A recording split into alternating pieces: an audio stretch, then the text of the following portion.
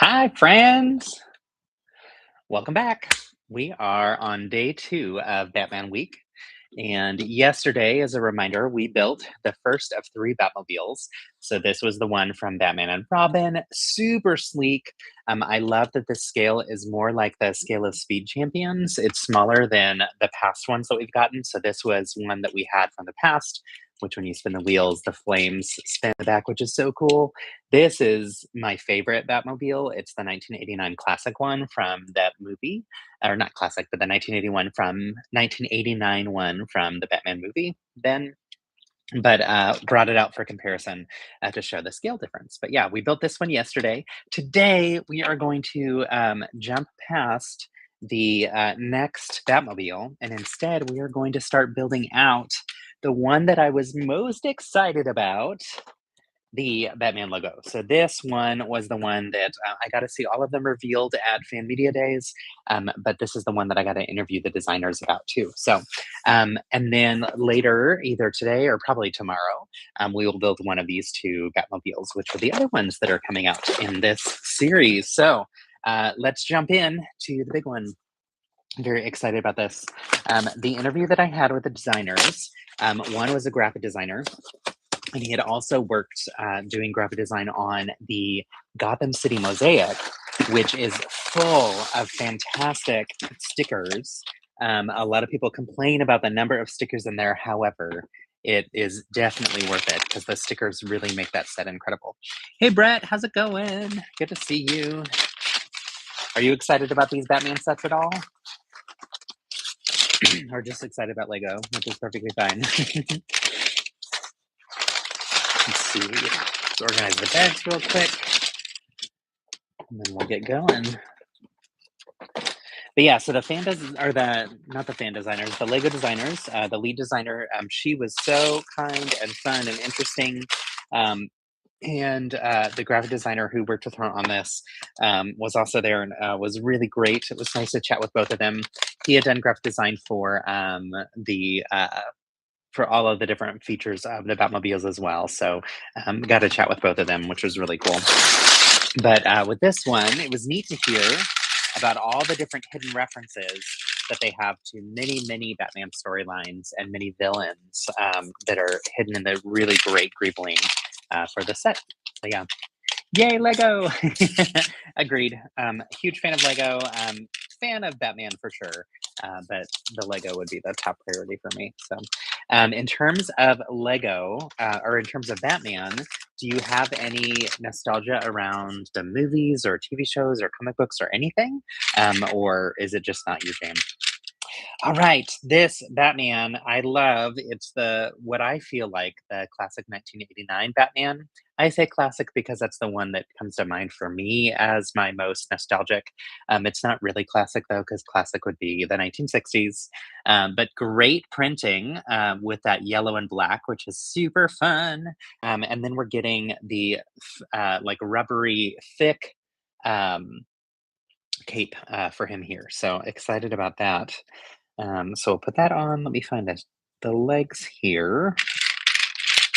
Oh, my baby. Here we go.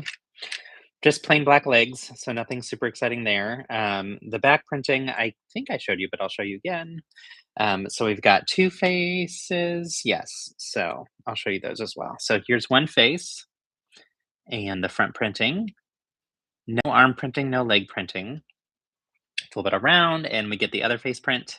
I like this one a little bit better, which is fun, and some good back printing there as well. So I don't know that this needed any leg printing or arm printing per se. I think that the character is fine without that, but I'm sure others would disagree. I know that people love to see highly detailed figs.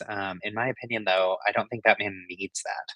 And I love the cowl, how it has the white in the eyes, as opposed to what they used to do, which was having those eyes cut out. And then on the face print, they had like a white band across it. I didn't like that so much because you couldn't reuse the faces for other customization or anything. So I like this change that they've gone to with this one. Now, in this set, We're also going to get a gold one, and that is exclusive to this. It is recognizing 20 years of Batman. So once we get there, I'll show you that one more in depth. And in this set, when you log in, or if you have the Nintendo Switch 2 game, it's not just Nintendo Switch 2, lots of other platforms use it as well. But if you have the new Batman Legacy of the Dark Knight game, you can unlock a gold version of Batman for the game if you get the set. So that's really, really cool. We got a chance to play a little bit of the game while we were at Fan Media Days, and it was so much fun and made me really, really wish that I had a Nintendo Switch 2 because it's not available on the regular Switch. So such is life. I guess I'll just have to wait until someday in the future, but wish that that was something that would also play on the Switch one because yeah, that's my gaming platform. So yay! Okay, Brandon says it depends on which incarnation has the most details on their bat suit. Agreed, agreed. On this one, I don't really feel like it's necessary. So, no, but I'm right there with you. I know some of them have stronger details, and that matters more. In this case, I don't think it's necessary for it to have that level of detail. How are you, Brandon? How are you both? Oh, and Brick Fleet Academy, nice. The Lego Batman on Switch came out already. I don't know if it did. I can't remember when it comes out specifically, but we got to do a test version of it at Media Days in September. So that was where they had us come to. So I'm a Lego ambassador. They invited Lego ambassadors to Denmark to see the reveals of a lot of the upcoming sets that were coming out, and they had an entire section that was specifically on Batman and Legacy of the Dark Knight, since these sets all connect to it as well. So the designers of the video game were there, and they let us test it, which was so incredibly cool. And I think around the same time, there were people who were also getting a chance to test it at some like gaming convention that was happening around that same time, but it was really cool. The gameplay is fantastic. It follows the storyline of all of the movies, gradually going through each one. And so you actually get to walk through and experience lots of different storylines of Batman as you go through, which also means you get to drive all the different Batmobiles and have all the different iterations of all the things. So that's part of why they decided to release the three Batmobile sets now that pair with the game, and these are all Lego Batmobile sets that, if I'm not mistaken, Lego had never produced before. So it really helps round out the full collection of Batmobiles. We already had a number of Batmobiles in our collection, and so I think we are missing um, two. We are missing Batman the Animated Series, which I really want. That was the one I feel like I should have gotten last year. And then we're missing the Tumbler. So those are the two that I think are not in our collection. But with these three that Lego sent, that rounds out our collection to where we have five. Oh, and also we need a Batmobile from the Lego Batman movie, which is a fantastic film. So Legacy of the Dark Knight is releasing in May. Thank you, Brandon. Yeah, I figured it was coming soon. I couldn't remember the exact time frame. So you can't download these characters yet, or these add-ons yet for the game, but if you get the sets, the way that'll work is your QR code on the front of the set. You scan that, it'll give you the opportunity to add the 20 points that you get per set that you have from Lego, but then also there will be an extra code that you can use to download in game. So when we if you're a Fortnite player, with Fortnite, they actually have the opportunity to do similar things with some of the sets, and so works the same type of way.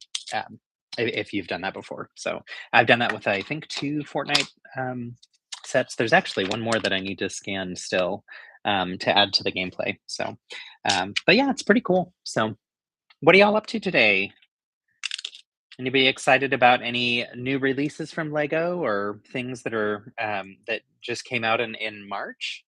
I know we just hit the March 1st drop of sets, and there were a lot of really cool ones. So curious to know what types of sets y'all like to build. So it looks like I think I'm building out the base right now. Let's see. Yeah, I'm pretty sure this will be oh, no, this is the first part of one of the wings. So one of the cool things that I learned from the fan designer or not the fan designer, from the Lego designer, was, on the back of it, it's black and gray in terms of the bricks and plates that they use to attach it, and she had said, her first iteration of this, she used black, yellow, and gray. And then in another iteration, they used all different other bold colors and things that added like some neons and pops, kind of like my shirt does, right? But that was all kind of on the back side of it, since this is meant to be like a forward facing display or can be hung on the wall display. And when they tested it with kids and asked them their thoughts and opinions on it, the kids actually pushed them to do it in all black and gray on the back side of it. So they made it less colorful. I personally, she showed us the examples of the black and yellow version and the multicolor version. And honestly, I really like the black and yellow version, but I also grew up with Batman 1989 as the one that really resonates most nostalgically for me, and the black and yellow bat symbol that we're used to seeing from that era too. And so that connects in that way. And one thing that they made abundantly clear was that this bat symbol, while it has a lot of the shape of the 1989 bat symbol, it is not specifically from any specific Batman era. They wanted that to be clear to people that it wasn't the Batman 1989 symbol, it was a Batman symbol, which I thought was an interesting thing for them to say because when I looked at it, I felt like it was pretty clearly this symbol right here, right? Which to me is the 1989 one.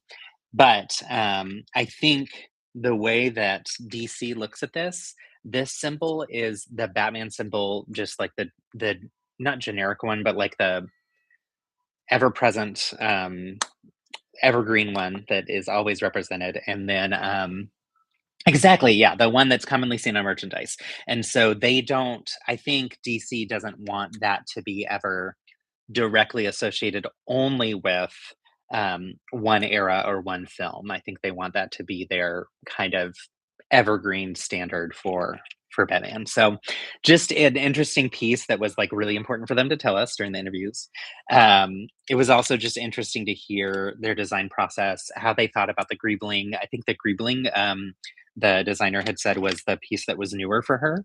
And so she was really excited to get a chance to put that into practice and to play around with things and how much fun it is to just play with elements and see what comes from it. Having done some Googling projects before, I highly agree that it's a really fun process and it's one that I recommend everybody learn how to do or practice doing. So I'm assuming you may know, but I'm going to share it anyway in case others watching the stream don't, or in case you don't know. Greebling is when you take all different types of parts and put it on top of the mostly flat design that you have to give it texture, to give it shape, to give it some character and some interesting things. It's actually a term that comes from architecture, and we don't see it too often in Lego sets that are like play sets for kids and that scale. But you do see it in like a lot of the art sets and those types of things as well. So when we talk about greebling, it's basically they chose to do something more than just a simple pattern on the front.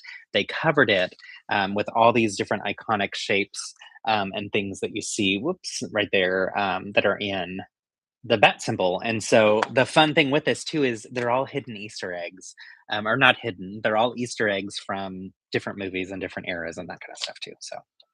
So yeah, it's really fun stuff. The shaping, I think they nailed perfectly for this, and I was so excited when we saw this, and I said, I really would love to get to review this set if there's any possibility that I can. I have a lot of nostalgia around Batman, but then also having had a Batman challenge on our season of Lego Masters, it really felt like this was um, the right one for me. So I'm very pleased that they sent them to me. So I know you said on Instagram that you build the first Batmobile that is recognized as Batman and Robin since it's nostalgic. How do you feel on the other two Batmobiles?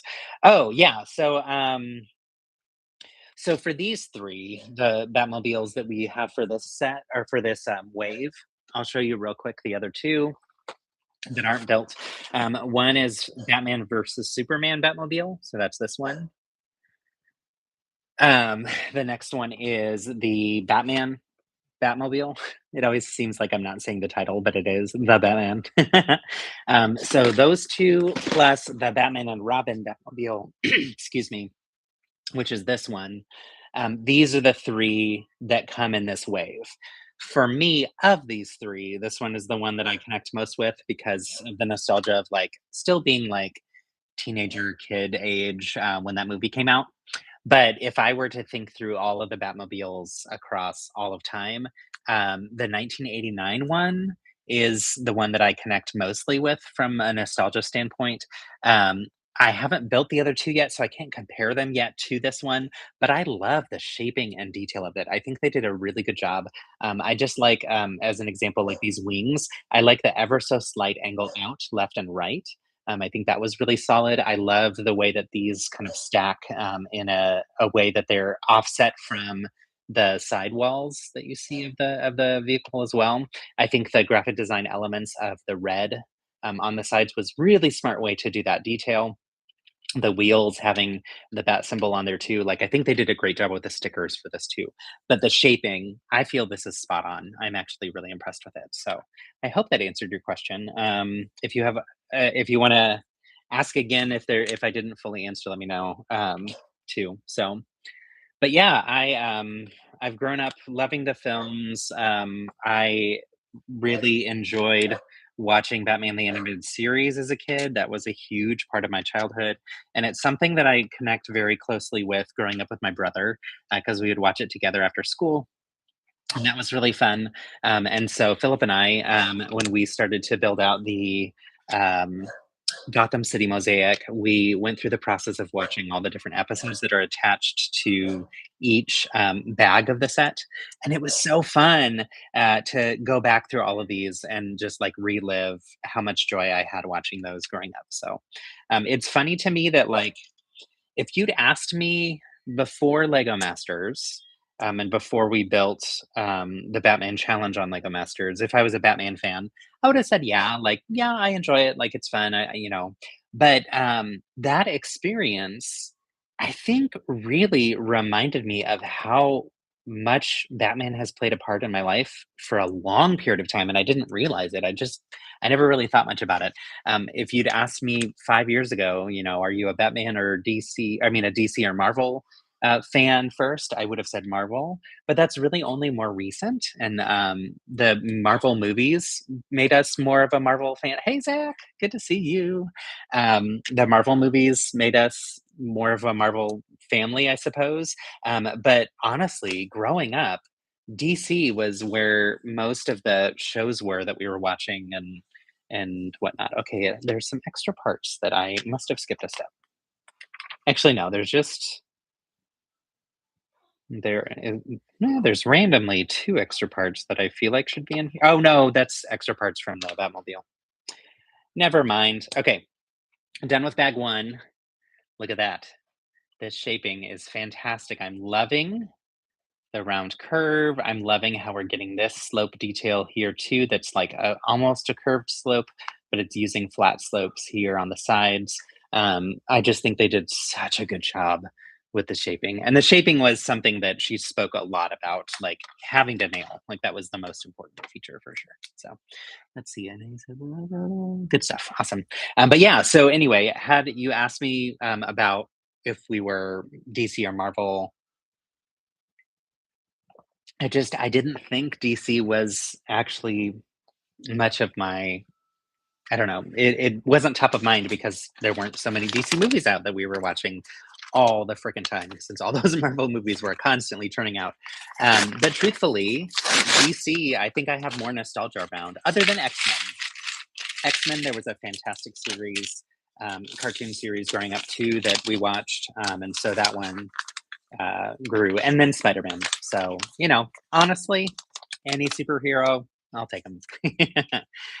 2 years ago, I actually went to the theater to watch every single Spider-Man movie. They did one a week, and it was so fun to relive all of those. And I'd forgotten how much I loved all of them. It had just been so long since I'd seen some of the older ones. So apologies for my dog. If you can hear her, she is keeping us safe from the neighbors outside. So anybody that comes outside that walks by the door, she believes is a threat and she yells at them and it does nothing other than annoy them. But she thinks she's doing her job, so kudos to her, I suppose. You grew up in DC. There are few Marvel characters which you love. DC creates great animation compared to the movies. Agreed. Absolutely agreed. This last Superman movie, which felt great, 100% loved the Superman movie.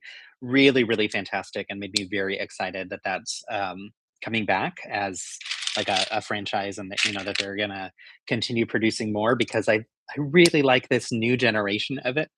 Um, and I'm very excited about it. Growing up, we had Lois and Clark, and that was something that was really big and that we watched a ton of. And also, Philip and I have watched a lot of the DC shows. They've done a good job with it, or they previously did a good job with the live action shows. So we really liked Arrow, and we really liked Supergirl. We didn't get much into The Flash, just because I think it was like you can't watch every single thing all the time, and so it was hard to keep up with all of them. But we did keep up with Arrow for a long time, and then watched all of Supergirl and really loved that series. Love Melissa Benoit; she's outstanding. So yeah, the CW verse. Yes, that's the one I was talking about for sure. Is this the Batman logo? It is. Yes. So I don't have the box with me, but it is here. I'll show you the bag. I'm not sure where I put the box, or not the bag, the instructions. So this one with the incredible greebling.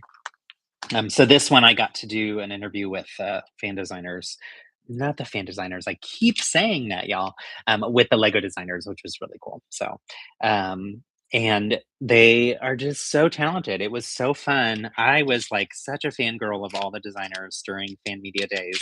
And loved interviewing each of them. And honestly, about half of my conversations, if not more, were spent talking to them about like how do you do your job? What's a day in the life look like? Because I was really curious about like, what's this experience like? It's so unique and different, and it's so cool to hear how one Lego designer might start digitally with their designs and really refine some things that way, and then move to physical bricks. And another designer might start entirely from bricks. A third designer might start entirely from sketches and just like draw some things out and everything, and then that translates into bricks eventually. But it was really cool to hear how the Lego group allows each of them to flourish with whatever approach that they want to take. And that really maps to the genius of what we see coming out of these sets, because they're able to really operate in a way that allows them to unlock their own genius as opposed to having to do it one specific way, if that makes sense.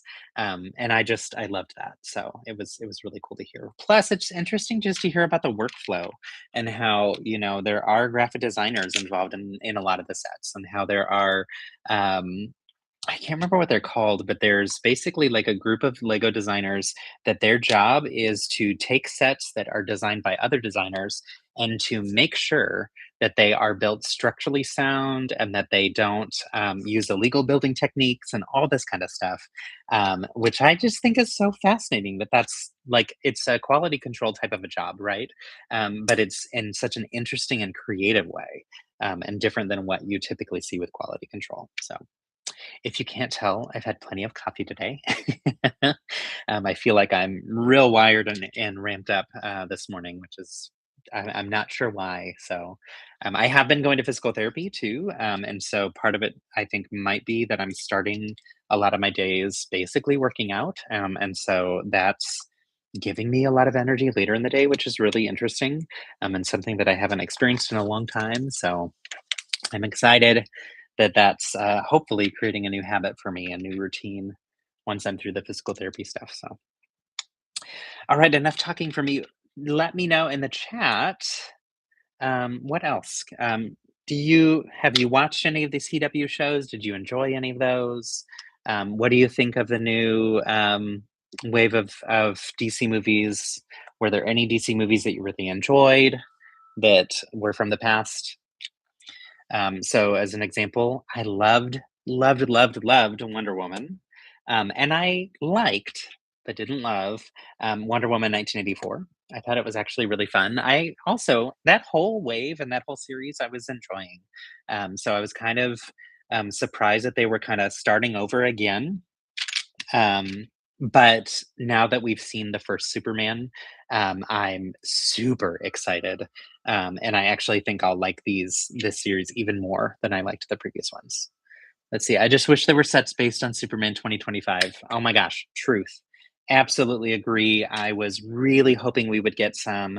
I know a lot of the DC fans who have been disappointed in not seeing as many DC sets that are geared towards adults show up, and how there was a lot of hope and excitement around maybe this new wave of movies will bring them about. I don't really know how all of that works. I'm so curious because someone at Lego has to make the decisions around which IPs they partner with, but then also what they do with those IPs. And my guess is that whoever runs DC on the DC side might have more of an interest in kids playing with sets, more so than some of the adult stuff. But I don't know. I say all that, but when you look at the Batman line, they've actually had some really great sets for adults. So maybe that's not fully right, but I don't know. But I'm hopeful that we'll get some more. I really want a Daily Planet. That would be fantastic. I think that would be super fun, as well as oh, there was one other building that I just lost my mind around. I can't remember what I was gonna say, but, anyway, Daily Planet would be up there for me, for sure, so, um oh, Fortress of Solitude, that was the other thing. I think those both could have been fantastic buildings, right, but you know what I mean, fantastic structures from that film, that would have done really well, I think, so. Maybe on Lonely Island, but Michael Keaton will always be my favorite Batman or Batman movies. Yep. Mostly also attributed to Tim Burton's contribution. I mean, honestly, that because of the nostalgia, and I know that like we grew up around similar times, because of the nostalgia of that time period of Batman, that's the one that I most like. If someone mentions Batman, that is for sure the first one that comes to mind for me. And I know that I watched it a million times with my brother. Michael Keaton was in the first two, right? That one, and then Batman Returns, which had um, the not the Joker, that had the Penguin and Catwoman, right? I think,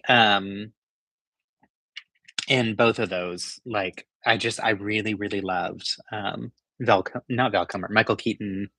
No, wait, was it Michael Keaton, then Val Kilmer twice? Or was it Michael Keaton twice, Val Kilmer once? Oh my gosh, now I can't remember. But Michael Keaton for sure would be the one that I think of first, just because of the nostalgia there of being a kid and watching those movies. Um Yeah, now I'm like my mind is going blank as to, um, when Val Kilmer took the helm. I know this, but it's just, you know, my anxiety brain. Alright, this is cool. Okay, so this middle section, I'm gonna be building a little arch, and I'll lift this up so you can see in just a second. But this arch is where the hidden Batman will go. Um, so Alright, so you get to see the backside right now, but I'll flip it around to show you the front side. So on the front side, we've got all of these snot bricks with the studs sticking out. And fun fact for you, here's some Lego math for you. When you build long ways across snot bricks that are attached here, there's specific Lego math that you have to do to make sure that it all fits. Ooh, this will be perfect. So like this, if I just had two snot bricks side by side, it wouldn't attach. But if I do the math correctly, then you can put this here and push it down and it's going to stay on. So this is both for stability's purpose. It actually helps make this a stronger piece, which is cool. But then also it helps with building outward and making some fun detail. So the math that's important to know is shown twice here. Oops. I'll just take half of it to show you. The math is shown twice here. This top portion is the smallest version of distance that you can do for snot bricks. So you have a snot brick, you have two plates, and then a snot brick below it. That is guaranteed math that will allow you to connect this across the studs. Then, if you want to go a little bit further, you can add in two bricks and a plate. And so that's what you see here. So we've got a snot brick, two bricks and a plate in between, and then another snot brick. And like I said, that one also will allow it to, once I get it in the right spot, connect. So that's important for you to know if you're ever doing a mock. A mock is my own creation. That's where you're building Lego out of your own bricks and out of your own mind instead of from instructions. Also, if you're new to the channel, I like to share that type of information because not everyone is super fluent in Lego terminology. And so I like to help everyone get up to speed and know these things. So if you already know these things, great, kudos, happy for you to know those things. I also like to make sure everyone else can get on board too. So, okay, finished with bag two. And y'all, it's looking really fantastic. This is so exciting. And you can see the width as we're getting a little bit further out. It's obviously going to go a little further from here because we've got some more rounded pieces and bits to go here on the left and right. But really nice size. It's to me, this is the right size for these types of things. I think when they do much larger, it becomes impractical for most people in their houses. So exactly. Batman, Joker, and Batman 1989. And then Batman Return was Batman, Penguin, and Catwoman 1992. Thank you. It was 3 years later. And with the Batman Returns, that was, oh, let's see. Was Batman Returns Michael Keaton as well? I think it was. I think Val Kilmer only did the one. Please help me. I forget. Okay. Oh, I missed a spot. I missed a snot brick. Here we go. Let's put this in, and then we're done with bag two. This is actually a fast build. I always say that when I'm doing these streams, and then it takes a lot longer than I think it's going to later on. And I bet actually the greebling will take a little bit more time, but it's fun. Yeah, Michael Keaton did the first two. Okay, cool. So I think that's also partly why in my head he is Batman when I think of Batman, just first and foremost.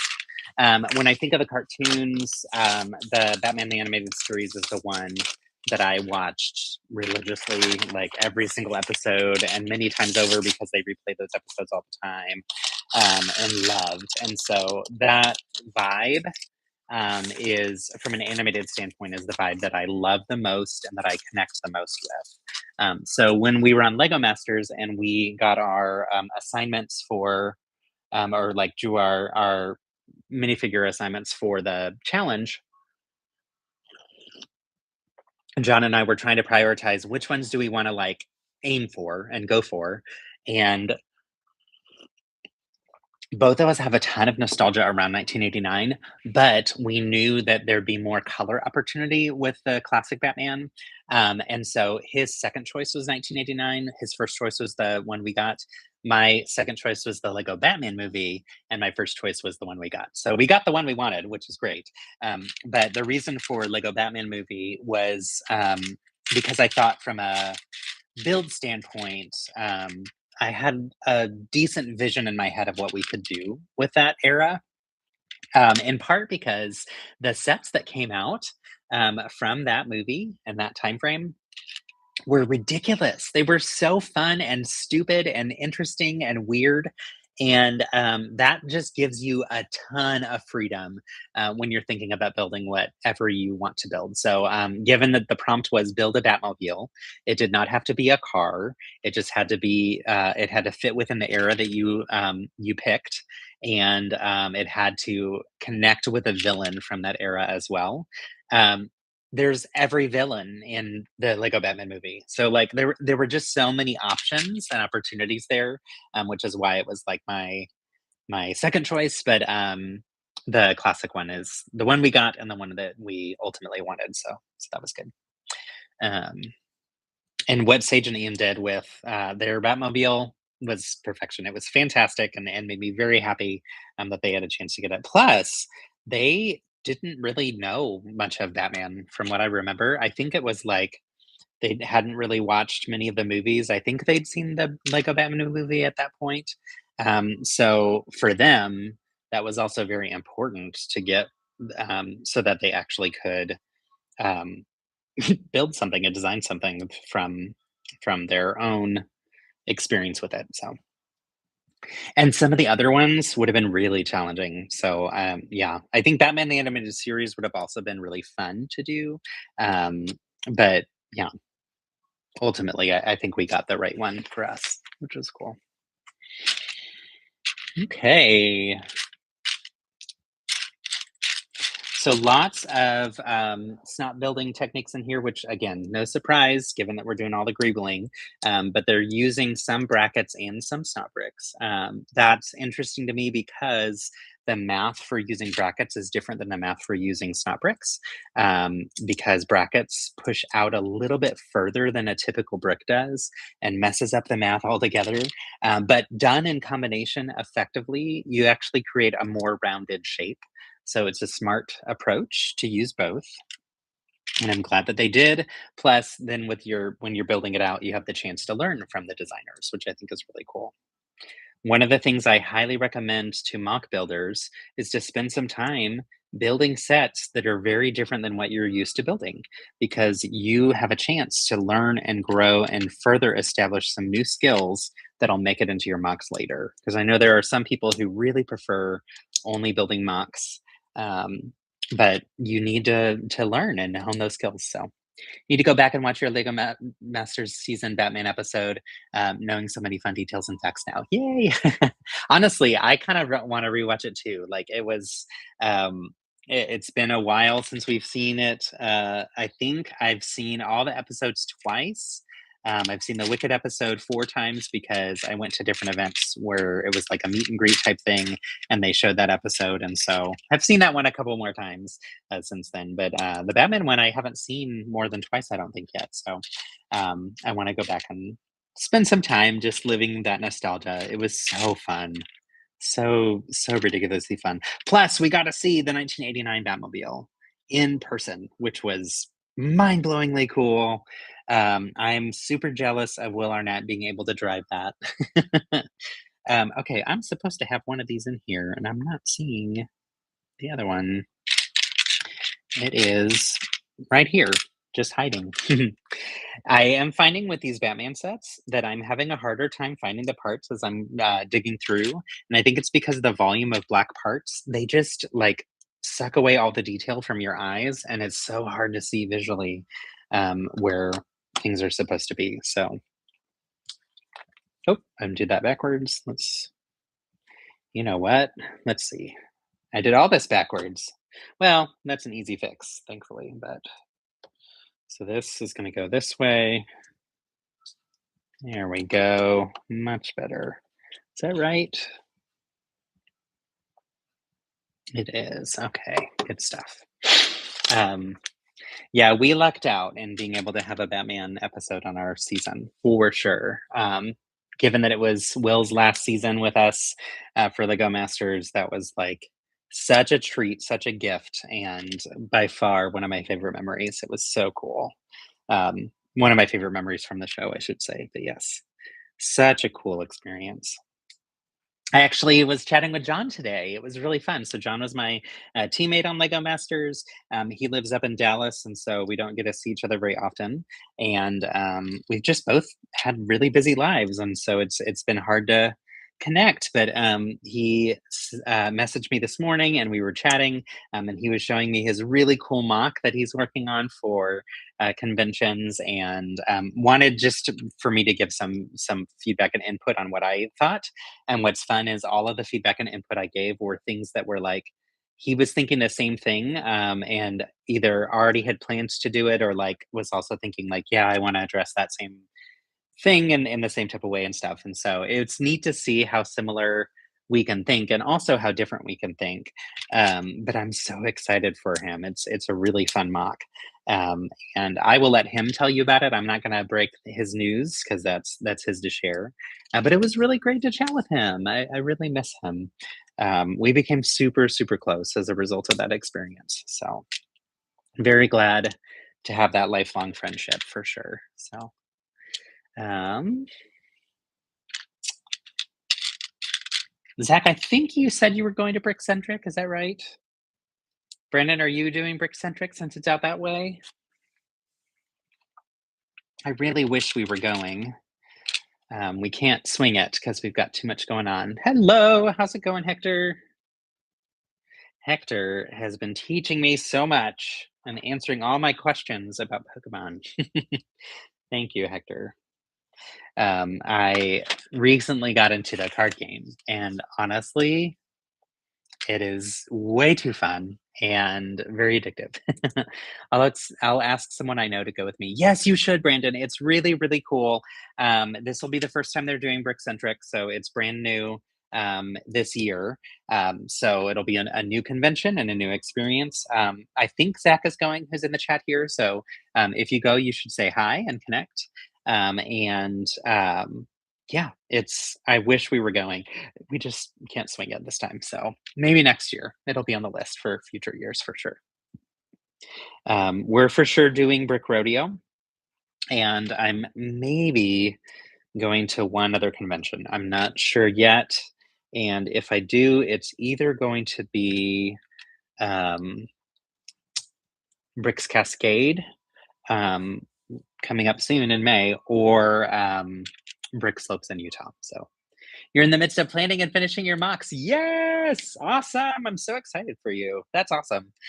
So, Zach has talked about bringing mocks to conventions for years now, and each year hasn't brought them in the times that I've been at the same convention as him. And he's finally bringing them to conventions. He started with his local one, which is in Albuquerque, and it gave him the boost to continue on with the other ones. So I'm very excited to hear that, friend, and I'm excited to hear all about your experience when you're back from Brickcentric. So I hope you have fun, and definitely tell John hi.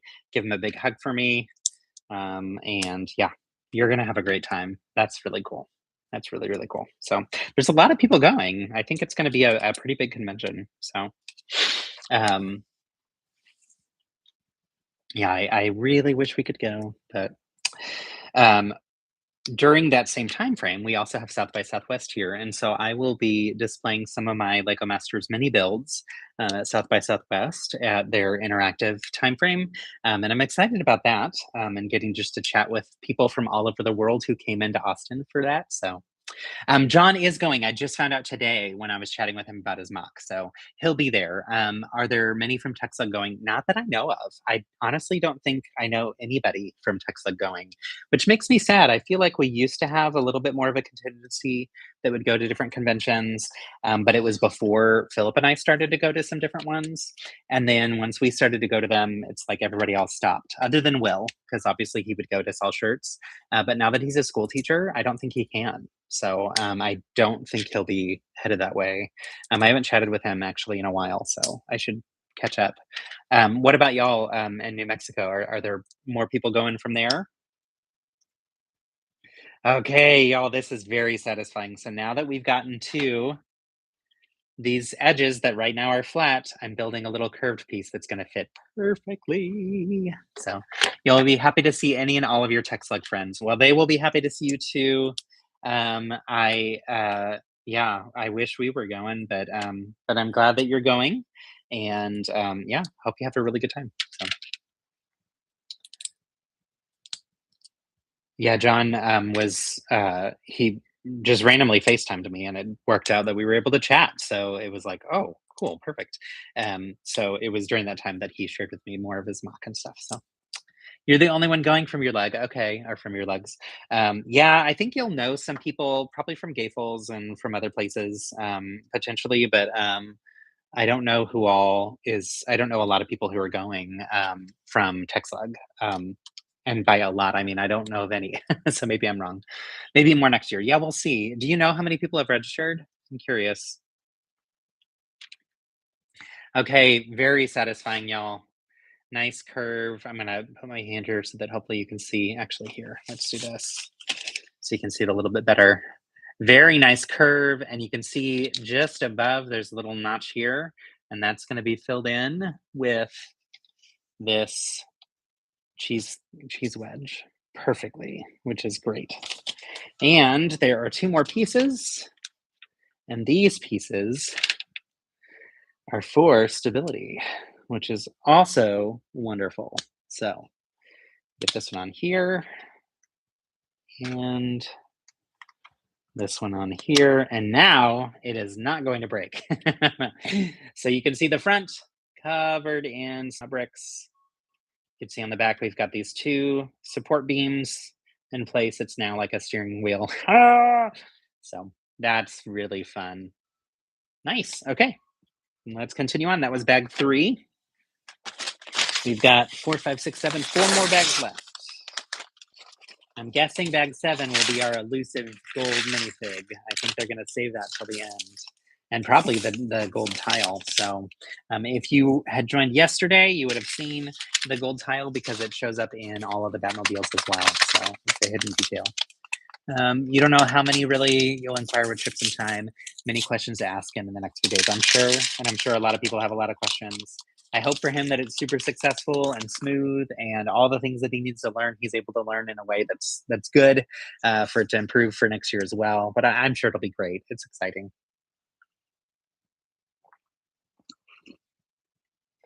All right. Continuing on, now we're starting to build out the bottom curves here and here.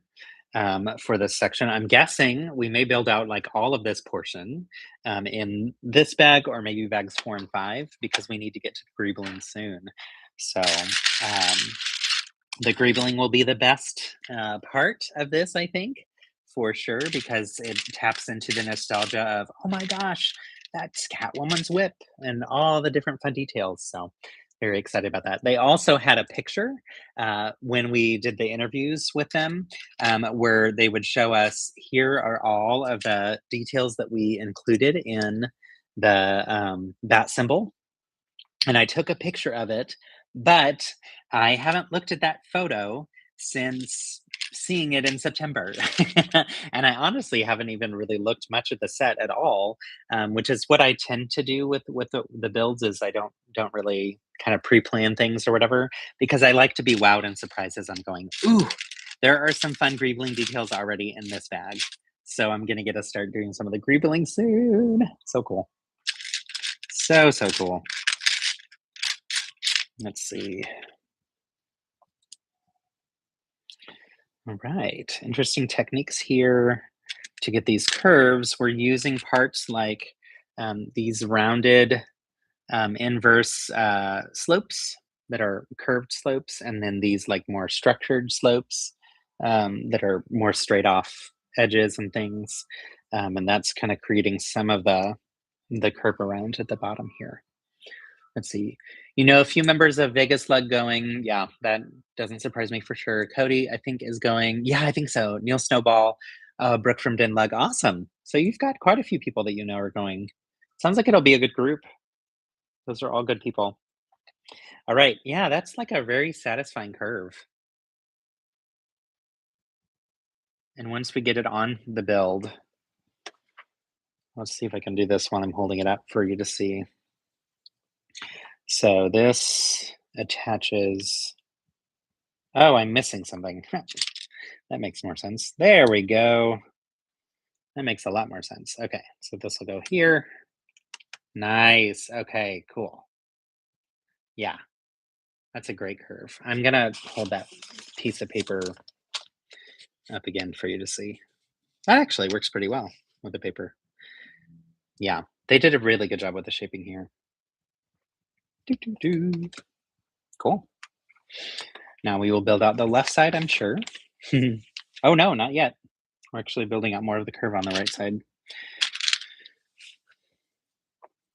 Okay. Hi, how's it going, Victor? Victor, yesterday, Sean joined, and Sean is Alphonse I can't remember the rest of his screen name. And uh, I just lost my brain and was like, Victor? And he's like, who's Victor? I was like, oh, shoot. I have all of the names wrong in my head. So now that I see your screen name literally says Victor, it should be easier for me to remember. And my apologies that I that I confused you both.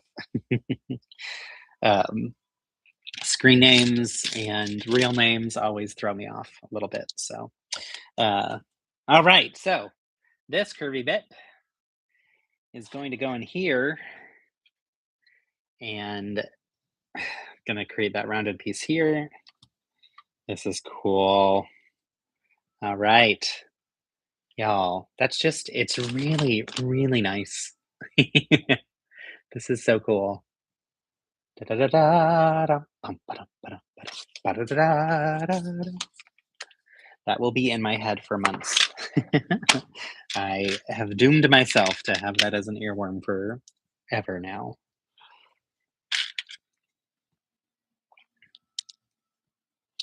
Okay. Oh, I'm excited that there's some greebling in this bag. This will be fun. And I'm excited for you all to see what it is in a minute. Okay, so we're using, it's interesting, where you're using some of these corner panels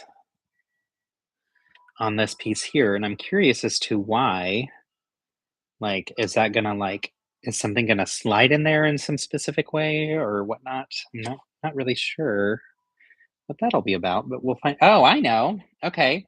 So in this section that we just built here that has the curve, there's this stud showing right there.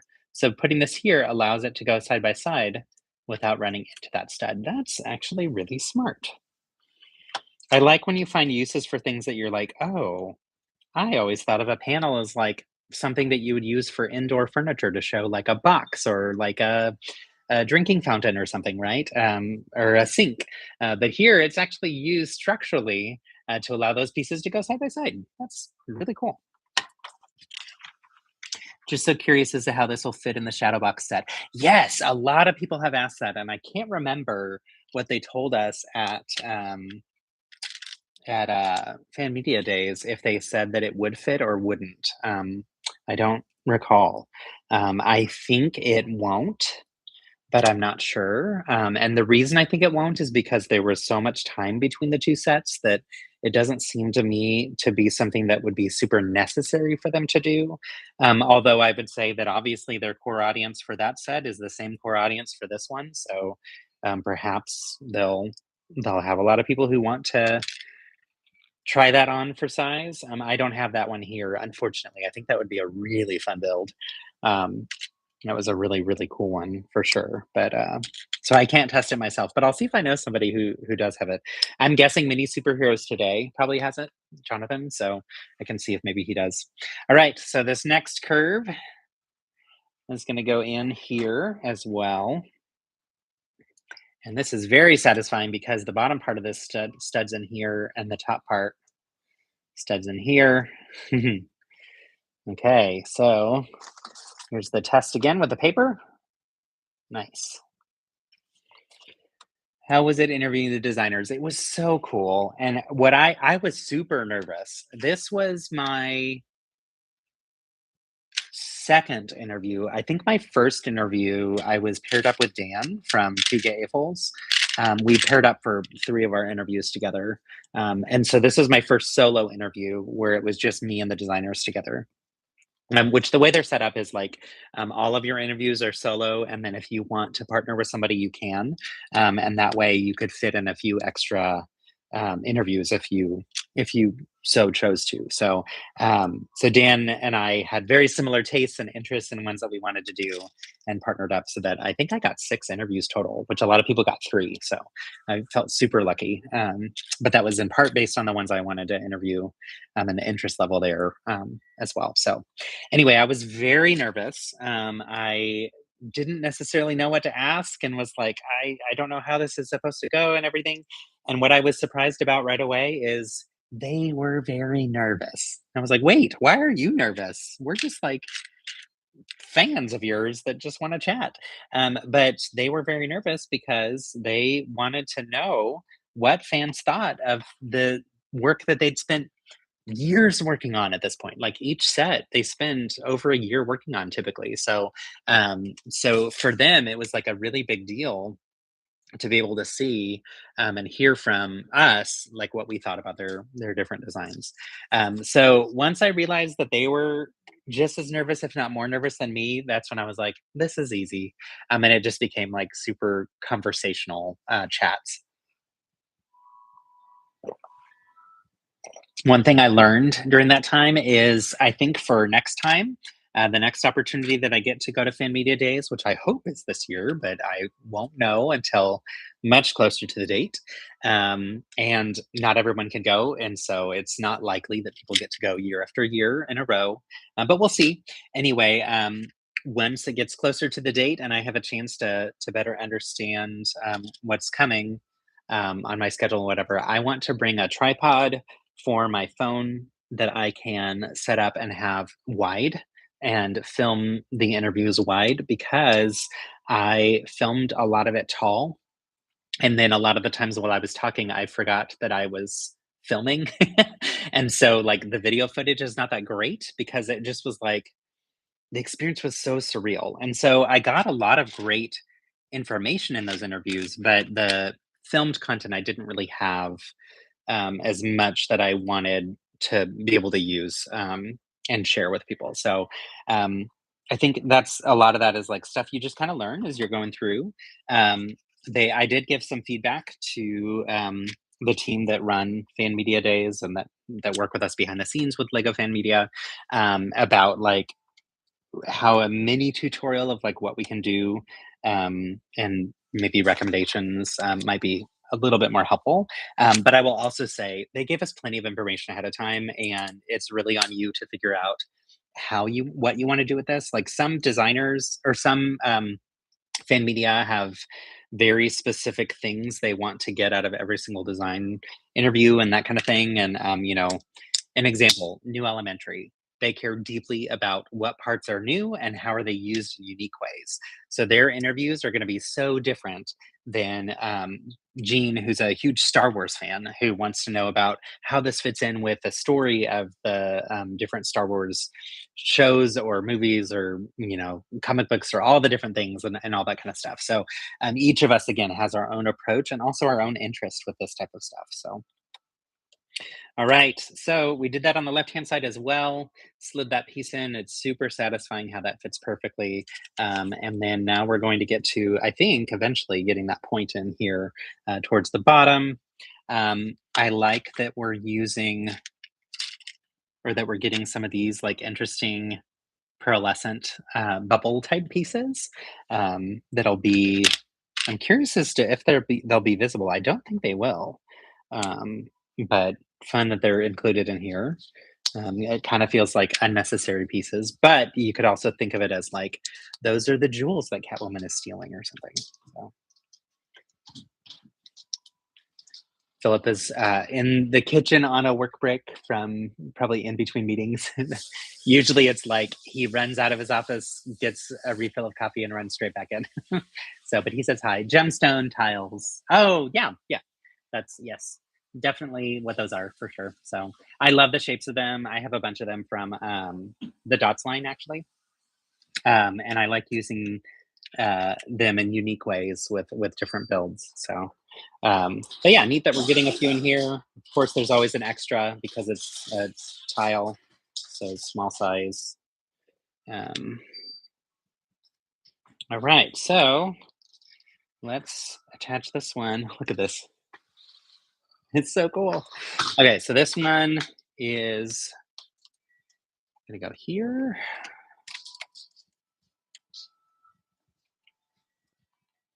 And back to his office. All right, see, so we've got these gemstones down here, these little gemstone tiles, and they're just, I think, gonna be hidden. And that's okay. So, but yeah, nice shaping so far for sure. I will have to tonight. I will go back through my video from the fan media days and my interview with them. I meant to do that before this week, and life just was life in, so it didn't happen.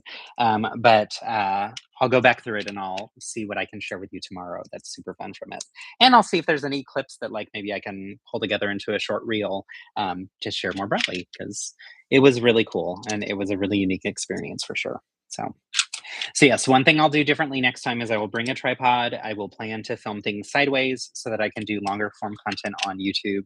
And then I will also um, bring different types of chargers because the one that I had, my phone just was like overheating and completely collapsed on day two because the volume of stuff that we were filming.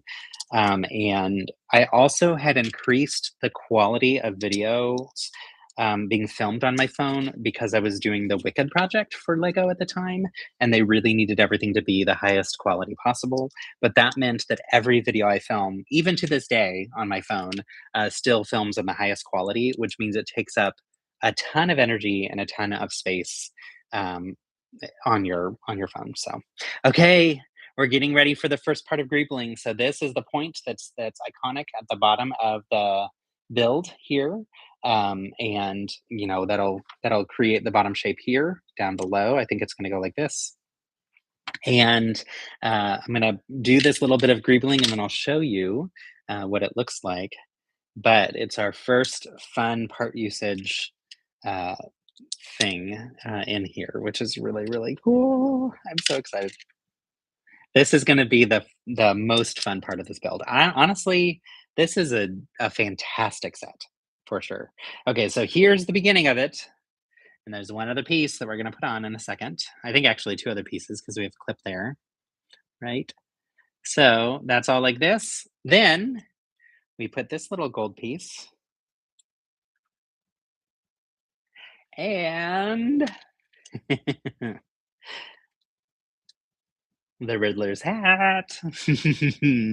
That is so fun. So the Riddler's hat, every detail on here is going to be in solid black for the build, but the Riddler's hat is black.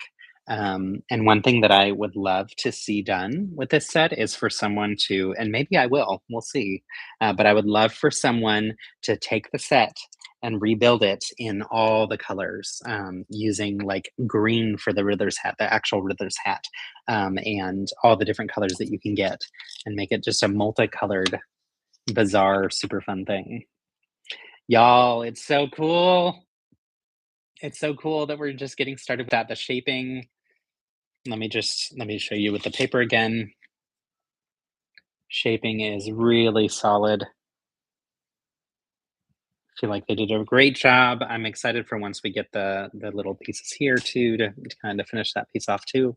And now we're gonna do some additional greebling as well. So I am going to turn on my overhead camera while I do the greebling because I think that'll be fun to look at a time lapse later and see as well. So let me do this real quick. Let's see. My phone is at 50%. Let me also find a charger. Be right back. I should have done this ahead of time. We've got one right in the other room. I just know this will be really fun to watch later. All these greebling details are so cool. So most of the greebling details, if not all of them, from what I recall, are from the films. I mean, not from the films, are from the villains. And so it creates some really interesting hidden details in here, but or like weapon related greebling details as well. That still, to me, it connects to villains because it's related to battling the villains, right? But it makes me wonder, like, what other things could there be? Oh, that's what broke. Okay, shoot. Now we know. Part of my lamp thing broke. Philip and I found this random piece of plastic on the floor yesterday, and we were like, what is this for? And now we know. Hopefully, it's not a necessary piece, or too necessary. Okay, thanks for your patience as I get this ready. Da, da, da. slide this over and down.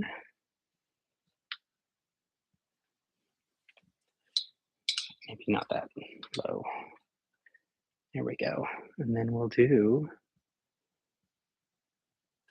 time lapse. Okay. So now this is ready. All right, this will be fun. Okay. Here we go. So, just to show you now, here's the beginning of the greebling details, and we're going to continue here. Hey, Cam. How's it going? Cam, did you get the Batman logo? You're building the Spark play sets. Nice. So fun. Oh my gosh, that's exciting. I had specifically reached out and said, hey, is there any chance I can get a smart play set? I would love to test them and see about capabilities with mock and such. And I also at the time said, also, while I'm at it, I would like to request the Batman sets to review them if it's possible. And so they did send me the Batman sets, but they did not send me the Smart Play, and that's okay. I know they prioritize the people who tend to get Star Wars stuff, and they prioritize people also who have kiddos, which makes sense. And then people like you because you're amazing. But I'm excited to get a chance to play with them eventually. So, all right. Here's the next piece of greebling, which this is interesting. Usually with these clips, whoops, like the nozzle type things, it's hard to tell because it's black. It clips in the center, but you have to have it clipped at the very end so that that doesn't bump against a stud there. So, but that's the next piece of greebling. Does anybody know what that? Here, I'll take it off. Does anybody know what this reference is from? This is one of my favorite references in the greebling details here. So Cam and I finally met in person at Fan Media Days. So that was really fun. We chat all the time through the interwebs, but never in person until recently. So that was really cool. Cam, did you interview the yes, the shark spray? Good job, Zach. Did you interview the designers for the Batman stuff? So you wish I did sent them. You're not even a Star Wars fan, but I really wanted to dive into the sets and push myself to build something you don't normally collect. Awesome, that's really cool. Well, I'm glad that you got some, and I hope that it's a fun experience. That'll be neat to hear about. So. Oh my gosh, thank you so much. And likewise, you're also just as lovely in person too. It was so fun to get to finally be like, yay, it's my friend in real life, and I can give you a hug because I'm a hugger. Okay, and then we've got some of these, which are really cool. And there's two. Well, there's only one in the set because we always get an extra, which I love because I used to do a bunch of little mini Batman mocks. And the reason was because we got so many Batman minifigures from the Lego Batman movie. And so I'm sure that's probably what spawned all of that. So yeah, you have Pikachu staring you down as you build these. Nice. Yes, as you can see, he's attacking me over my shoulder. Speaking of, I don't know if I've told you this, but I decided to go to a Pokemon Day at our local Austin Books and Comics, which is one of our many comic book stores in town. And they had a how to learn how to play the card game, Pokemon the card game. And now it's my new obsession. It is so much fun. It is so much fun. And I'm loving it. So thanks to Lego, they made me a Pokemon fan, which really happened once they announced the partnership last year. I decided, you know what, I need to look into this a little bit more.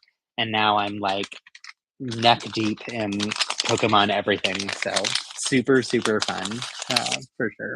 All right, I'm going to give you a quick glimpse of where we're at, y'all. The shaping of this, again, really fantastic. Let me show you with the paper behind to give you a better sense. And the bottom part here is where we see the greebling. Let's see if I can get the light to catch it right.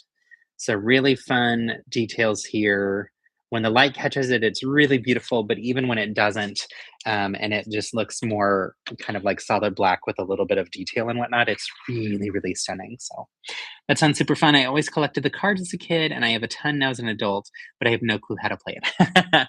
If you want, I think it'd be really fun to see if we can figure out how to do like a virtual um, opportunity for me to teach you how to play, and we can play together. I feel like you and I have talked a long time about like doing some type of gaming thing together, and I haven't honestly ever followed up with you about like, hey, let's find time to do Fortnite or whatever. So let's find time at some point to do one of the things. And glad to hear that it could include Pokemon.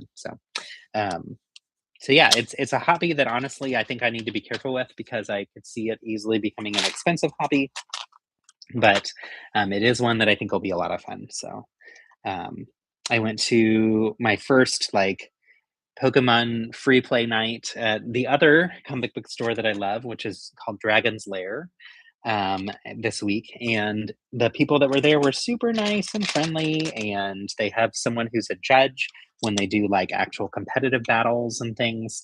And he played a couple rounds with me and taught me a little bit more than what I learned over the weekend. And I left just thinking like this is going to be a lot of fun. So let's see. Brandon says I've had a couple of TCGs, and even my Kuya brother in Tagalog, nice, had a whole collection in the 2000s. That's really cool. Yeah, it's something that growing up, it was not a part of my childhood. It was something that was off limits in my house. I'm pretty sure that's because my parents knew that it would be a very expensive endeavor because I was a collector as a kid, too. So I don't know for sure. I don't really know their rationale for that, but I didn't have a chance to really get into it at a time when a lot of my peers did. And so it's really fun now with the 30th anniversary to finally be like, you know what? Let's do this. Let's deep dive into nerddom and have so much fun and meet some cool, interesting people and play some games. So I grew up in a family that plays games nonstop. It's like how our family always spent time and passed time together. And so lots of board games and things, but this was just never among the many offerings. So okay, so greebling details are coming together pretty cool. I'll show you in just a second this next section that I'm working on, but we're doing things like connecting pieces like this together and then attaching them on like with some of these other grill type wedge pieces to give some interesting texture and direction. So like this one goes this way, there's going to be another one right beside it going the opposite direction. And it's just little fun details that add to the broader picture as you get it all together. So yes, you said no spoilers, obviously, but this has a lot of fun references to the characters. It really, really does. That was one of the things that I was excited about. I'll probably share a video that has a spoiler warning for people who don't want to see all the details themselves. But the designer had a sheet of paper that listed every single reference that she hid in the design, and so I remember while I was there, I took a picture of it, but I didn't pay too close attention because I wanted to be wowed as I was building it, which I am actively being wowed by it right now. So I'm glad I didn't really overthink it too much. But yeah, I'll share that for people who want to see the spoilers. But I'll make sure that people know if you're going to look at this, you're going to see some things. So honestly, that's one of my favorite things about Lego sets is as you're building them, the fun little hidden details that designers put in. Just think they're really cool. So, do you remember the designer's name? I cannot remember her name. She's amazing though, and was super kind. And it was her and a guy, and the guy was he was also really great, super kind too. He was the graphic designer. So I will have to look it up and get back to you on that. Because I do have it listed. I actually think I tagged them both on Instagram when I did the reveal video a while back. So yeah, I'll let you know. She was really, really cool. I think they both had worked on um, superhero stuff quite a bit before this. And I believe this was a solo design thing for her, but I can't remember. And when I say that, I mean they do have teams that they run things by and get feedback from others and whatever. But it seemed that she was the one who really was at the helm of this, which was so cool. So, is the designer's name? It's not. So, Lego actually has moved away from including information about the designers from Lego in most of their models now. So, they I wish they would, because I think it's really fun to get to know them better and to hear more about their stories and such. But they've moved away from that a little bit. So, all right, here's another section of Greebling. So, fun details as you can see using just different types of parts. So it's fun how it catches the light in different unique ways. The one time that I used this technique, I would say really well, to toot my own horn, was when I did my Wicked project.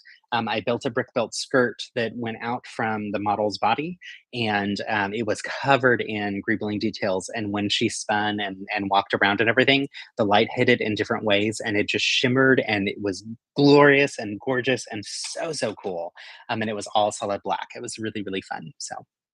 Um, yeah, that's something that I it won me over to doing greebling. I've done some greebling like really intentionally with like my whoops over here the Wicked playbill build, but I had more fun and more organic greebling with the Wicked dress build, both from Wicked. So if you didn't know, I might be a fan of Wicked.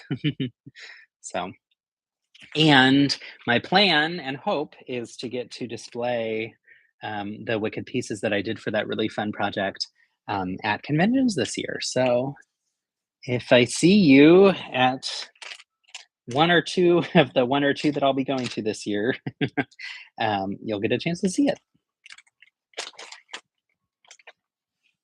Okay, let's see. All right, here's another fun reference. Look away if you don't want a spoiler. So you've probably seen this before, maybe in a Lego set. There is one of these in it's in a set that I built from. Thank you, Cam. It's a set that I built from the Lego Movie 2. I lost my words. And the Joker is holding onto this in there. So, but it's a more colorful version, which I think is fun. Um, I I'm gonna have to go through my collection and see which of these greebling details I have in the original colors, um, because I want to compare them and maybe try to swap it out. Like I said, I was hoping someone would do. So we'll see.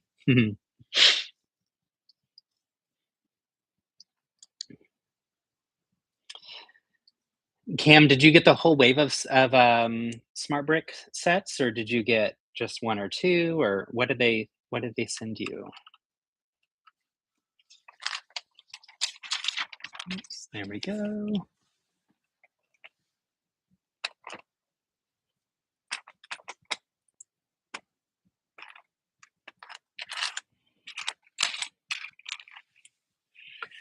All right.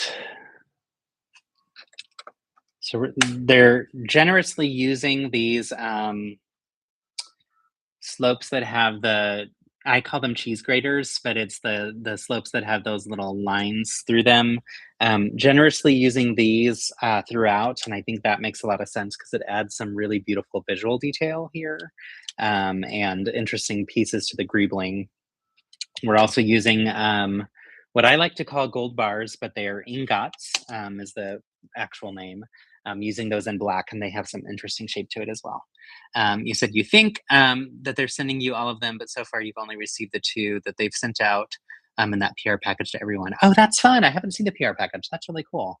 That's really, really cool. Do I plan to go to New York this year? Unfortunately, not. Unless something magical happens, like last year where we had the extra trip from the Wicked project. I don't foresee one coming. We are going on vacation to Paris for our bestie's birthday. It's been a trip in planning for years now, so it's finally coming to fruition, which is exciting. And yeah, because of that, we won't be able to go to other fun places like New York this year. So, okay.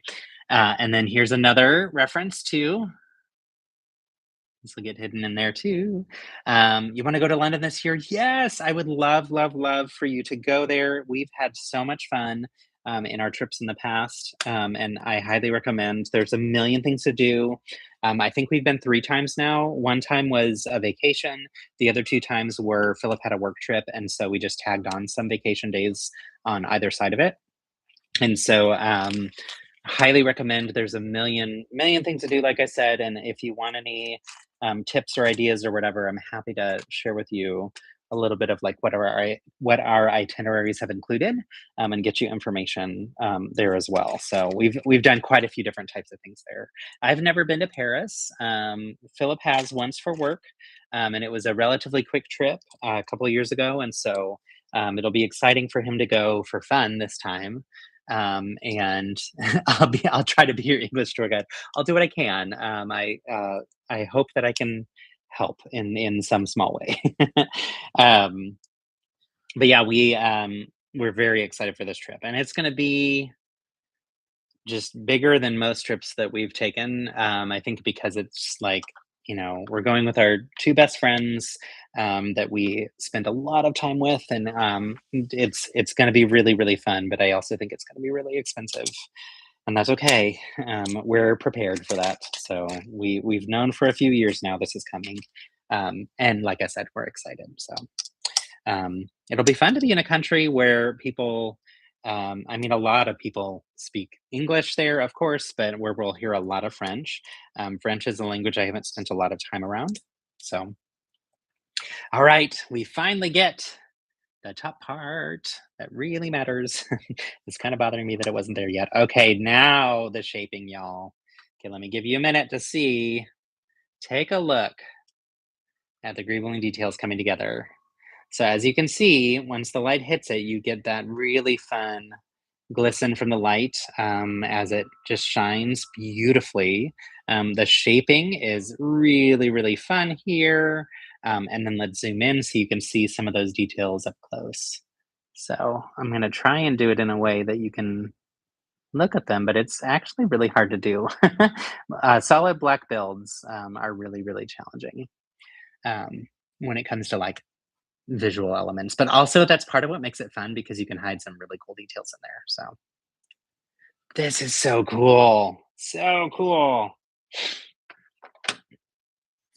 Have any of y'all done any gribbling with some of your mocks or build projects before? So I'd love to see them.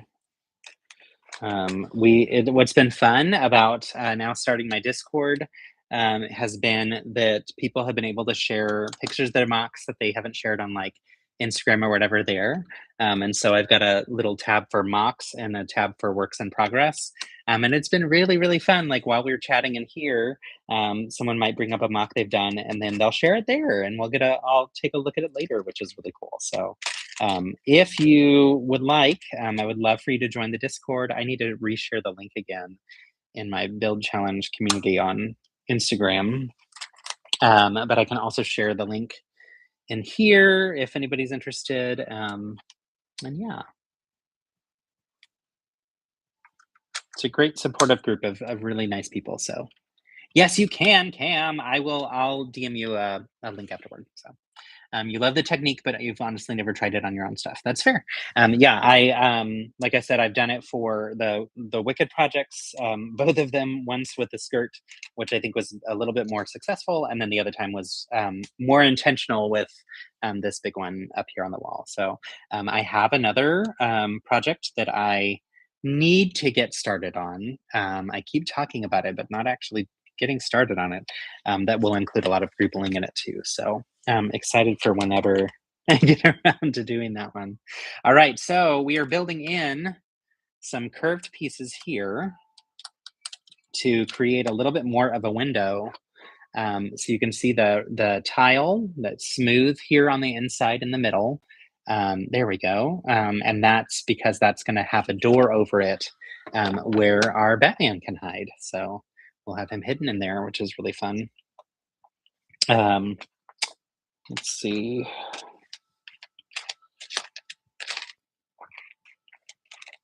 Where are those pieces? Here they are. Okay, I'm getting a couple other prop type items hidden in here. So again, if you don't want spoilers, look away. As I'm going to show you two more items that I'm going to hide in here. So we've got this guy and this one, which we already talked a little bit about. And these are going to go, oh, how fun.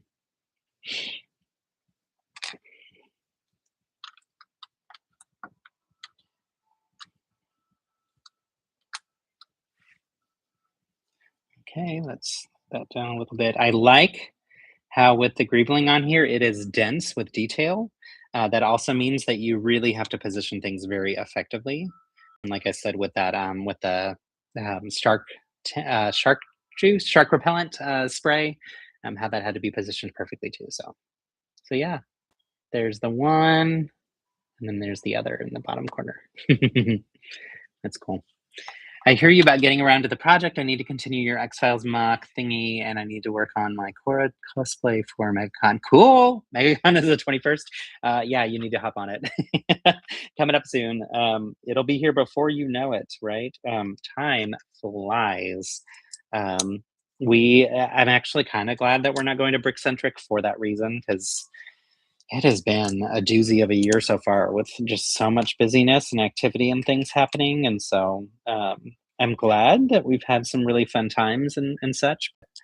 And it's been so full. Like it's nice to have a full year so far, but yeah, time flies a little too fast for my liking sometimes. So I say that I think that's a little bit of my making peace with the fact that we're not going. I really would love to go. So, but happy for those who get to go and experience it. So, all right, we are going to finally attach this door that we've been talking about. And I like this fun hidden detail to where it allows you to keep the either the black version or the gold version of the minifig tucked away, hidden. I'm curious, which one would you use? Do you think you'd want the black one back there, or do you think you'd hide the gold one? I'm not sure which one I'll want to have hidden. Okay, so there's the attachment. Door doesn't have any greebling on it yet. That's going to go. Oh, but let's add some greebling right now. Turn the page, Justin. All right. Oops.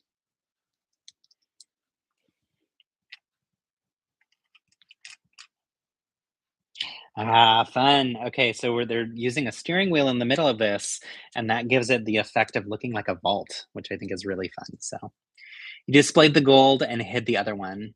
Yeah, I think that's what I would do, right? I feel like that's the right approach. Um, it just feels like you want to scream about hey, we're celebrating 20 years. Okay, now that this is on, very satisfying. Okay, look at that. It's like a vault door. That is so cool. And I push it open with my finger. So that's the inside where we will have the minifig. So really, really well done. Awesome. Oh, and now it's showing to tuck him inside. So I'm going to put this one inside for now, just so that we have him in his little spot. What's important to note too is you can see on the back, you can see how his very like the rubbery cape sticks out behind him, but he's in far enough that that can still push like, well, no, actually the cape is sticking out past the bricks there. So if you wanted to hang this, it would actually bump into something, unless the hanger, if there's a way to hang it on the wall, if the hanger would be a little bit further back. So I don't know. We'll see. All right, let's do bag 6.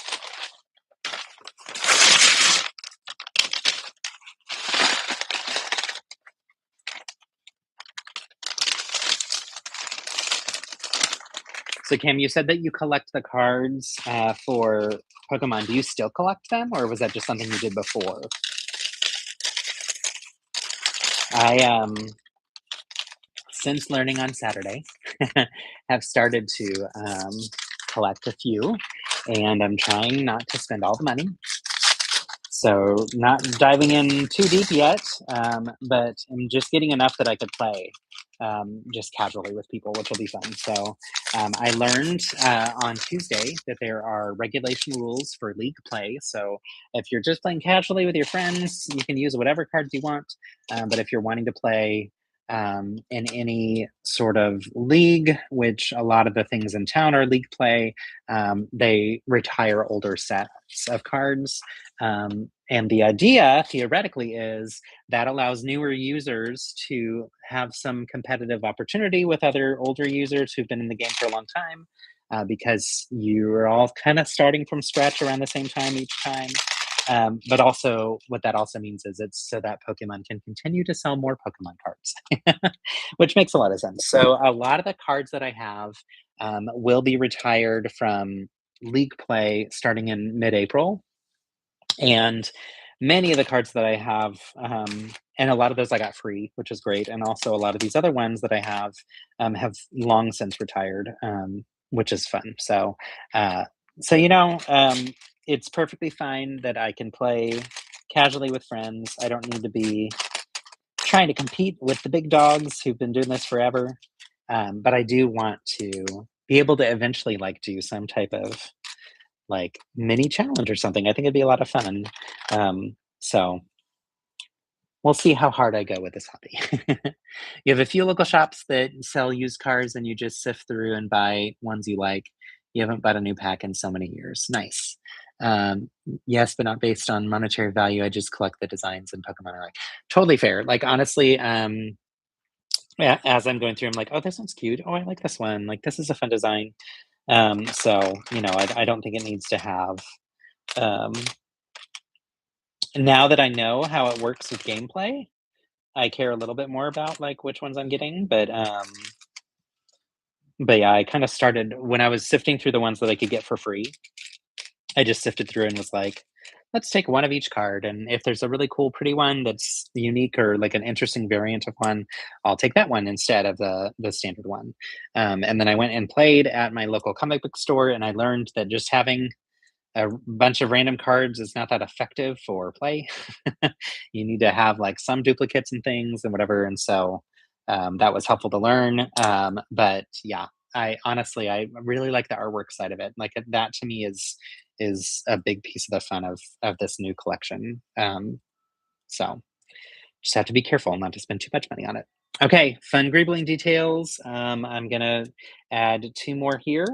If you don't want to see, look away in 3, 2, 1. So we've got this one here, and then just below it, we've got those 2 there. Oops. See if I can show you them a little bit better. Look here. There we go. There we go. It's a little reference to our girl Harley Quinn. All right, so this one's going to go over here on the left. And it's very satisfying as you go how it covers up the light gray pieces that we're showing before. So yeah, I've learned pretty quickly that we have a large number of shops in Austin that sell Pokemon cards. And I have bought just some like general packs of new cards that are the newest generation, and so they won't retire for 3 years, I think. And That's it so far. I think and I bought, like, 5 cards, like, individual cards from GameStop that were $1 a piece, I think. Um, just because I was like, "Oh, these are fun," and, like, this helps complete a set, where you can evolve this Pokemon fully, um so, yeah, the other thing is I started playing Pokemon Go, previously, and so I'm more familiar with a lot of the Pokemon than I was a year ago, for sure. And so I would look for like, oh, I really love this Pokemon in Pokemon Go. Let's see if I can get the cards to evolve that one. So, but that was also before I learned about the rules of things retiring, and so like some of the cards I bought will be retiring mid-April, which again, casual play is fine. So oh, yay! I didn't know you're on Pokemon Go. That's fun. Yes, we should. It's fun. I like it. I honestly really like the aspect of how it gets me to walk around and spend more time outside, especially right now because the weather is decent-ish. It's starting to get hot already, which makes me so sad. But still okay to where you can go for like a walk midday or whatever. Pretty soon here, I'm gonna have to do early morning walks if I want to get out and about because it gets too freaking hot here. Good old Texas. Ugh. The heat is unbearable sometimes. And we don't have the ocean to to send a cool breeze. That's something I wish we could experience a little bit more of.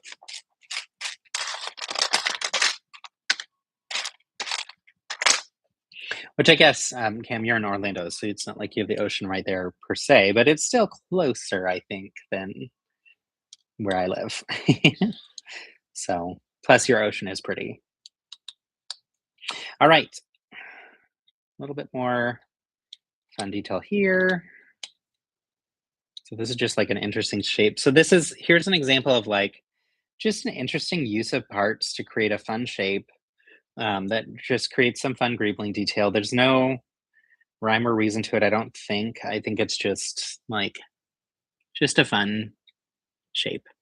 You can use a lot of these same types of parts to connect in ways that looks like pipes and mechanical structures that works really well if you're building like the inside of a ship, like a Star Wars ship or something. That's one area that we often see greebling done really well. I've done mini versions of that for our little tiny shadow box, where I do little mini scenes, and I have some mini scenes from Star Wars that I have in there. So yeah, really, really fun ways to incorporate and add some fun detail. Let me see, where does this one go? Okay, that one goes here. All right. Okay, some more fun details in this section. Let me get them on and then I'll show you. This is just so satisfying. It's so fun. I'm gonna have to go back and message the designers on Instagram after this and be like, y'all, I had so much fun on my live stream. I talked about how cool you are. And yeah, just brag on them because they're so nice, but also so talented. Um, and like I said, I think this was my first solo interview with them, so I was a little bit nervous going into it, and it was real nice to find out that they were nervous too, and they were perfectly chill. So it was a good experience all around. Okay, I think this one will go beside the last one. So let me get these details on, and then I'll reveal the next section of Googling. You haven't been to the beach in so long. Oh my gosh, tell me about it. Yeah, I'm happy for you that you get the opportunity to, and I hope for you that you have a beach day soon. That's my wish for you. Okay, here, let's see, let me put this on. Perfect. Okay, I will put this on here. And now, if you want to see some of the fun greebling detail, eyes open. All right, so we're going to reveal this side. We've got over here this top section. So you see that grappling hook. You see this like vine type thing. We've got below that, there's a creature in there. Some things that you might hold in your hands. Let's see, what else do we have? Yeah, I think those are the main details, but really, really fun details in here. This is so cool. All right. And then it looks like we're going to wrap up the last portions up here on the left with a little bit more greebling. So that section will be done, and then we'll move on to probably doing the greebling on the right. I'm guessing bag 7 is, I think bag 6 will finish all the greebling, and I'm guessing bag 7 is just the stand that this goes on. So, Zach, you'd asked if this could be hung on the wall. Initially, I thought I remembered it could, but now that I'm looking at it, I don't know if that's true. So I think you'd have to just adjust it by adding a wall hanger piece to it in order to make that happen. So and the reason I'm building with all my parts down here and having to look away so much is because I'm doing that time lapse from above to be able to show the greebling details. So thanks for your patience with some of that too. I think it'll be fun to have that time lapse later to share with folks. All right. Okay, and then the very last piece that we do for the greebling is this little grill over here. And actually, that's not the very last piece. That's just one extra piece. Looks like there's going to be one more section of greebling above that as well. Yep, there is. Oh my goodness, I keep thinking, oh, we're done with this part, and then we're not.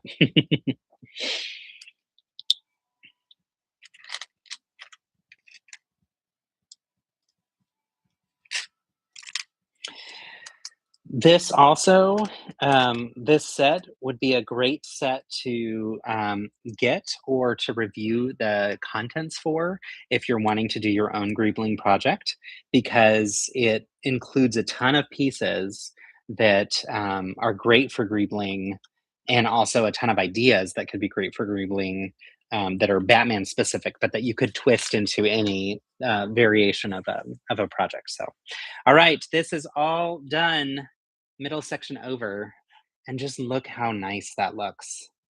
I love watching it catch the light. It's so fun, and I love how sleek it looks in all black. I think that was a really smart decision. And I think anybody would be surprised if it wasn't all black anyway, because it's Batman, so duh.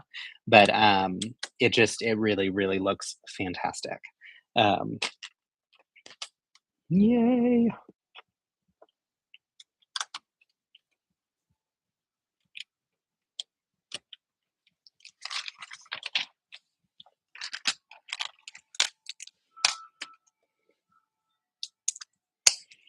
Let's see.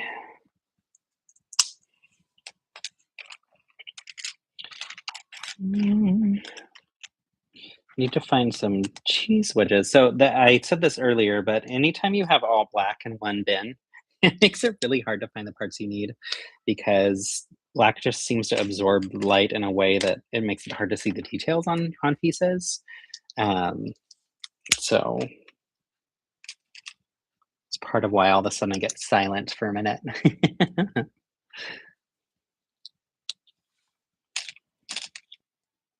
All right. Hey, it's 2:43. So we've been making some good time, some good progress here with this. Thanks again for joining, y'all. It's always nice to get to build alongside friends. Ooh, Cam, I asked this earlier, but I'm curious, do you have a um, version of Batman or era of Batman that you find the most nostalgic? And also, anyone else in the chat who didn't answer, I'd love to hear from you too. So, which era of Batman or eras of Batman do you find most nostalgic, or do you like connect with the most? And side question to that, do any of you not care about Batman? Which is also fine. So, the Dark Knight Christopher Nolan trilogy, because you grew up with those movies. Ah, interesting. That makes perfect sense to me given the time that you grew up. And it also reminds me of my age, because those were after I'd grown up, which is fine. perfectly fine. But always fun to me to be like, oh yeah, some people that was like their introduction to Batman. For me, it was the 1989 Batman when that one first came out. I don't know if I saw it like in theaters and all that kind of thing because I would have been really young at that point. But I do know that I watched it over and over and over again on VHS, where we had to actually physically rewind the VHS tape over and over again to rewatch it. Back in my day. So yeah, it was, that's the one that's most nostalgic for me. But I love Batman the Animated Series. That's also very nostalgic and reminds me of like growing up, playing with the toys. Actually, y'all, okay, tomorrow, okay, I have some homework for myself. Tomorrow I will find my Batman toys that Philip and I just unpacked from these boxes that were in our garage for forever, and I will share them on the live stream so that you can see some of the Batman toys I had growing up that still made it back to my house and that still exist. I'm sure there are others that have disappeared, but I was thrilled that some of these are still here. But I can show you those, and I will do the homework of rewatching the interview that I did with the uh, designers, and see what elements I can share with you from that that I haven't talked about today, because I know there's plenty of things I probably forgot.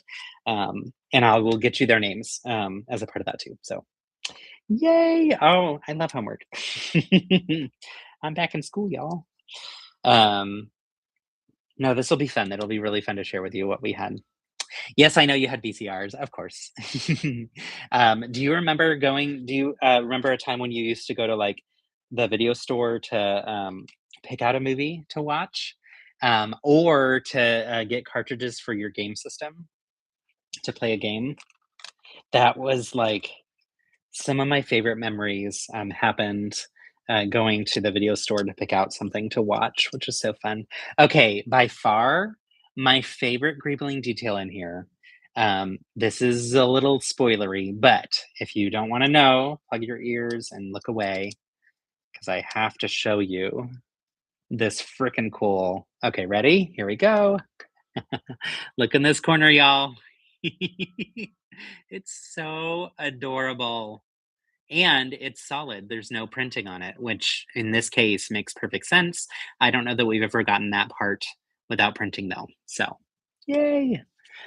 Um, Dude, I'm gonna send you a photo I found of me the other day with DVDs from Blockbuster right outside in the car as I was excited to go home and watch. Oh my gosh. Please do, please do, please do. That is so fun, Cam. I love that so much. Yeah, we've been just kind of diving into nostalgia because we've been going through all these boxes that have been sitting in the garage for way too long. And while we're waiting for our garage door to be replaced, we have the space to kind of spread some things out. And we said, let's take advantage of this time and get rid of some stuff. And so, yeah, we've found a whole bunch of photos, which is fun. I need to like actually go through and organize them and things, but that's been fun to see. And yeah, I would love to see little baby Cam or little kid Cam, I guess. But yes, that'd be really fun if you want to share with me. And I see Hector also answered. So let me look and see. So Hector said, Michael Keaton, George Clooney, and Christian Bale, and also the animated series. So most of them. So not Will Arnett is what I'm hearing. Not Ben. I almost said Ben Platt and then Ben Stiller, and I know that it's neither of them. Oh my gosh. Um, yes, I literally know his name, and this is where my anxiety brain says, "I will not let you remember this because it's more fun to make you freak out about how you know it but can't remember it." um, Oh, that's gonna drive me nuts until I remember. But yes, those are all good Batman, I think? Ben Affleck, thank you, yes. Those are the types of things where I'm like, "Seriously, I know this. I've known him m most of my life, like, come on." And the animated series Harley Quinn was such a vibe, yes. Also, and I think we've talked about this, do you watch, the Harley Quinn animated series? Because, oh my gosh, it is the best, it is so funny, it is so, um, ridiculous and over the top and, like, violent in like a fun way because it's an animated show, and yeah, I love it. I started it on my own, and then Philip came into the living room one day and was like, "Wait, what are you watching?" And he wanted to watch it with me. So I stopped and then started it over with him, and we rewatched a lot of it.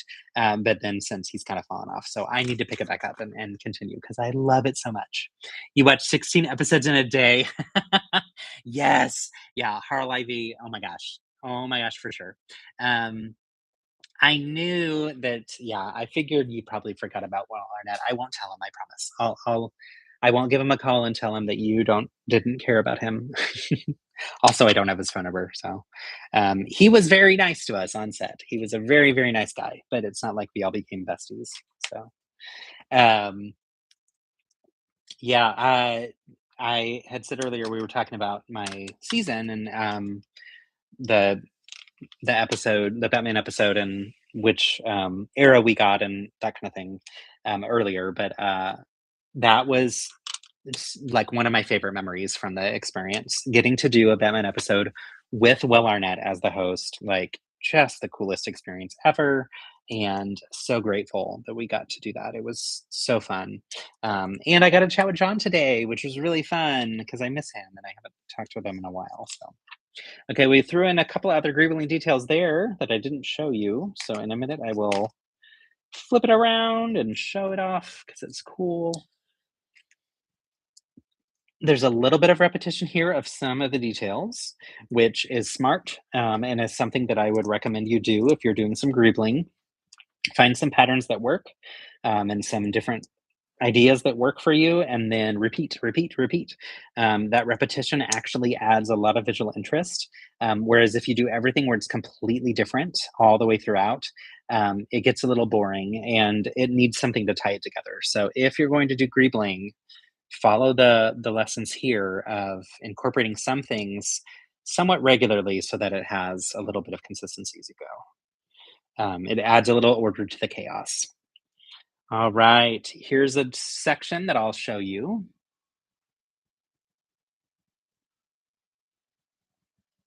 So fun little, how do I get the light to go? There we go.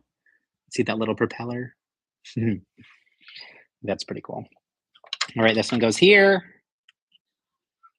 And then there's one last greebling detail, and it's actually a duplicate of something that was already included. So that's really fun because we just talked about repeating things. But also, I have an extra part that I'm not supposed to have. Shoot. Okay, let me see if I can find where this goes. With this being greebling detail, it's going to be super hard to figure out where this goes. You have to bear with me for a minute.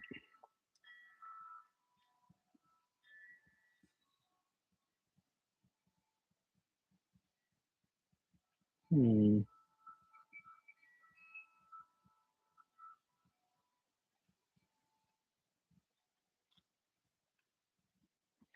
I honestly, I found it. I think. Is that right? Yes. Okay, cool. Yay. Okay, that's very satisfying because I thought I wasn't going to be able to find it.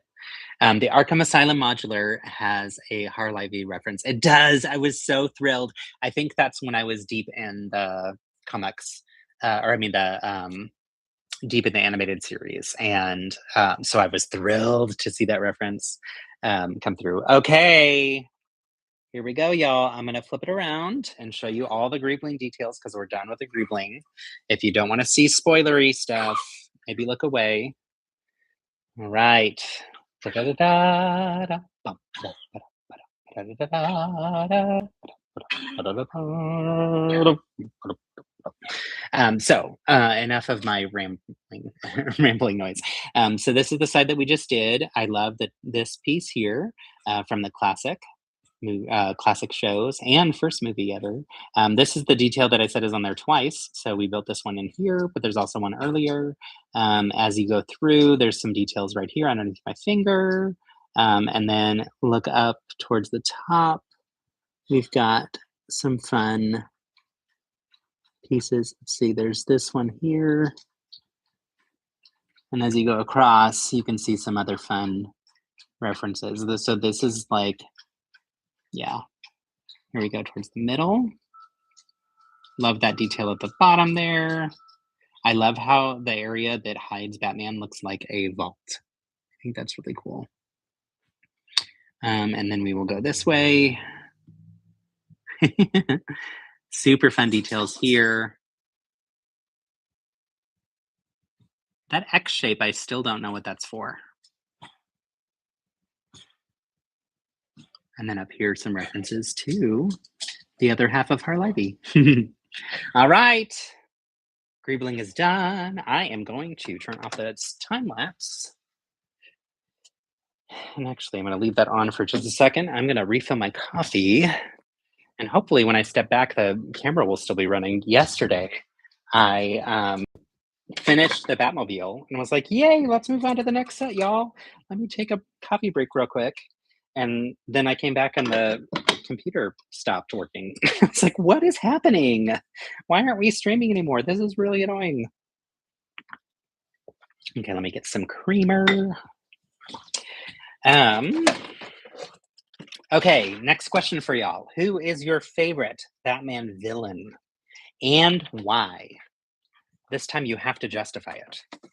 I will not allow you to get away with just saying a name and running. Who is your favorite Batman villain and why?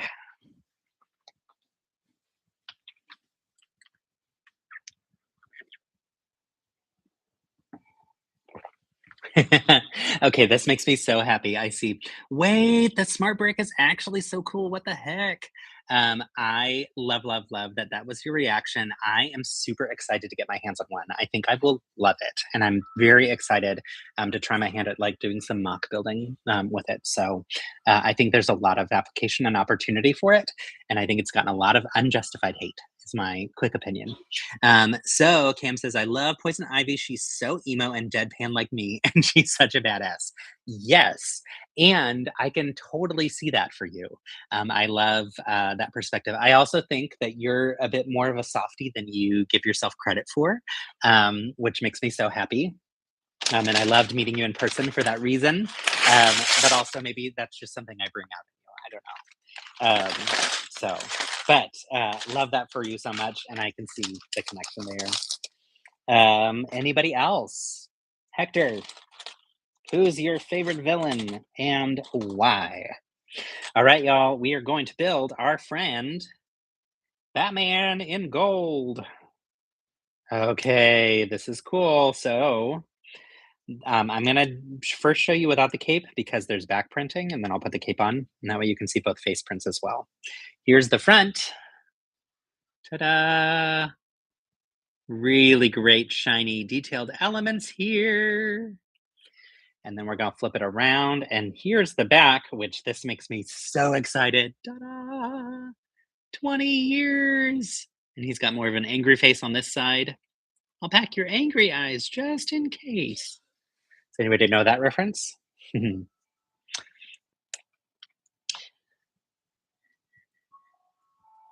I'll see if anybody caught it. Yes, thank you. Toy Story reference. Absolutely, it was Mrs. Potato Head, and I adore those movies so much. I'm so excited for Toy Story 5, and also I love Lightyear, which I know a lot of people didn't enjoy as much. It's one of my favorites, and I will say that, and I will go down in history saying that forever. It's fantastic. You fell in love with Poison Ivy. Nice. Yes, Uma Thurman. Absolutely. She is such a perfect.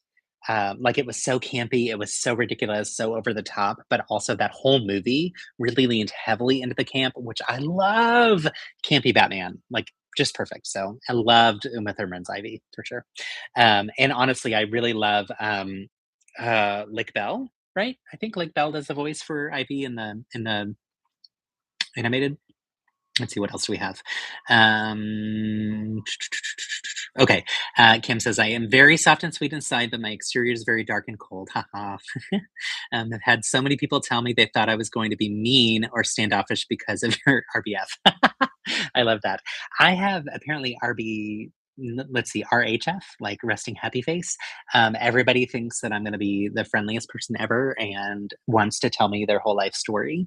Anytime I would like ride a bus in public transportation, I would leave and I would be able to tell you at least three people's deep stories about their long deep dark history or something bad that happened to them or something really exciting that happened in the last year or whatever, just because people for some reason like to just go blah and share everything with me. And I say that not as a complaint in any ways whatsoever.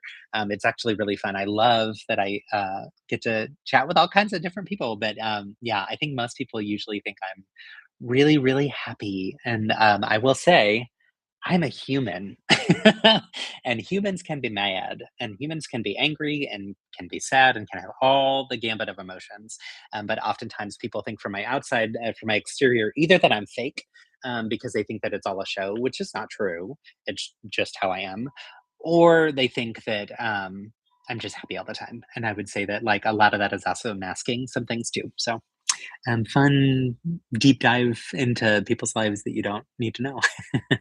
You'll see Hoppers next week. Yay! Yes, we're excited about that. We're looking forward to that one. I don't know. Every Pixar movie surprises me with emotions where I'm like, oh my God, they got me again. But I will say I am not that excited about it in comparison to most of the other movies they've had in the past. So I think this one's going to have to work harder to win me over. That said, I tend to be a fan of everything and not super critical. So I don't think it'll be like super challenging, but I'm. It's not one that I feel like is like absolutely, I'm gonna love this. I need more than what they're showing in the preview so far. Okay, I want to read on the back of the shirt because it looks different than the print on here. This one, this is the same print that was in the Batmobiles. So it's the circular print that says 20 years with the bat symbol. On the back of his torso, though, forgive Penny. She's just saying hi to y'all through my headphones. This says, goodness gracious, it's in tiny font. 20 years Lego Batman 2006 to 2026. So let me see if I can get it close enough that you can see that teeny tiny text underneath 20 years. But I like that there's a little bit of added detail there. So ignore my fingernails. Okay, let's get to building. Build a stand for this baby. I'm so excited, y'all. I will briefly, I don't know how long, but I will have all my Batman stuff on display together in my Lego room. And my goal was to do the Batman stuff on one shelf and the gaming stuff on the other shelf. And this was my ambitious idea that is not possible, I don't think. On that gaming shelf, I was going to have everything you see behind me. So Bowser, the Piranha Plant, the three Pokemon sets, and then the big Super Mario Kart, which I have not built yet. I need to. I'm so excited to. That's one I bought for myself as a just fun gift for me last year that I just have been waiting on for a long time. And it's in the backlog because I prioritize the review sets that we get. And so sometimes I don't get a chance to get to my backlog as quickly. But anyway, that one and then the Pac-Man. Y'all, that is like way too heavy for a shelf, for a hanging shelf, floating hanging shelf. But also, it's just way too much to put on there. So I'm gonna have to figure out how to winnow it down, whittle it down, how to whittle it down. My Batman shelf will not have Arkham on it because Arkham needs to be in with the other modulars and the bookshelves. And then it also probably won't have the Gotham City Mosaic because it's just too big. So, but I'm still excited to have all the Batmobile setups together and this set on display and the Batman cowl set on display. I'm trying to think of what else is up there. I've got a couple sets from the Lego Batman movie. I've got the brick heads, which is really fun. So lots of things that'll be up there that I'll have on display this year for the 26th year of Lego Batman. Oh, where is this part? Oh, it's gray. I was looking for black. Here we go. Okay, so now we're getting to more structural pieces on the back. Um, Less sexy, but certainly sexy when you think about the fact that this is going to withstand the weight and hold this up really well. So, structure is sexy. I love this kind of stuff. It teaches me so much about how important it is to do a build in a way that is going to stay together. So, um, where's the other piece? Here we go. So we got this guy and this guy. Okay.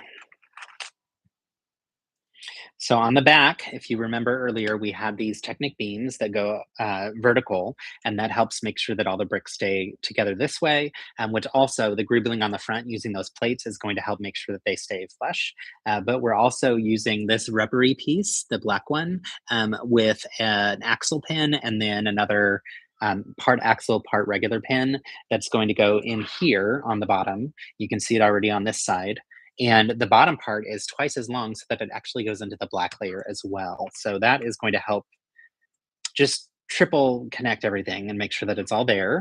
Then we're going to put some Technic beams that curve here and here on the next step. So all of these pieces are structural. Again, they're not necessarily like pretty per se, but they're really important, and they help make sure that your set will stay together when it's displayed. So,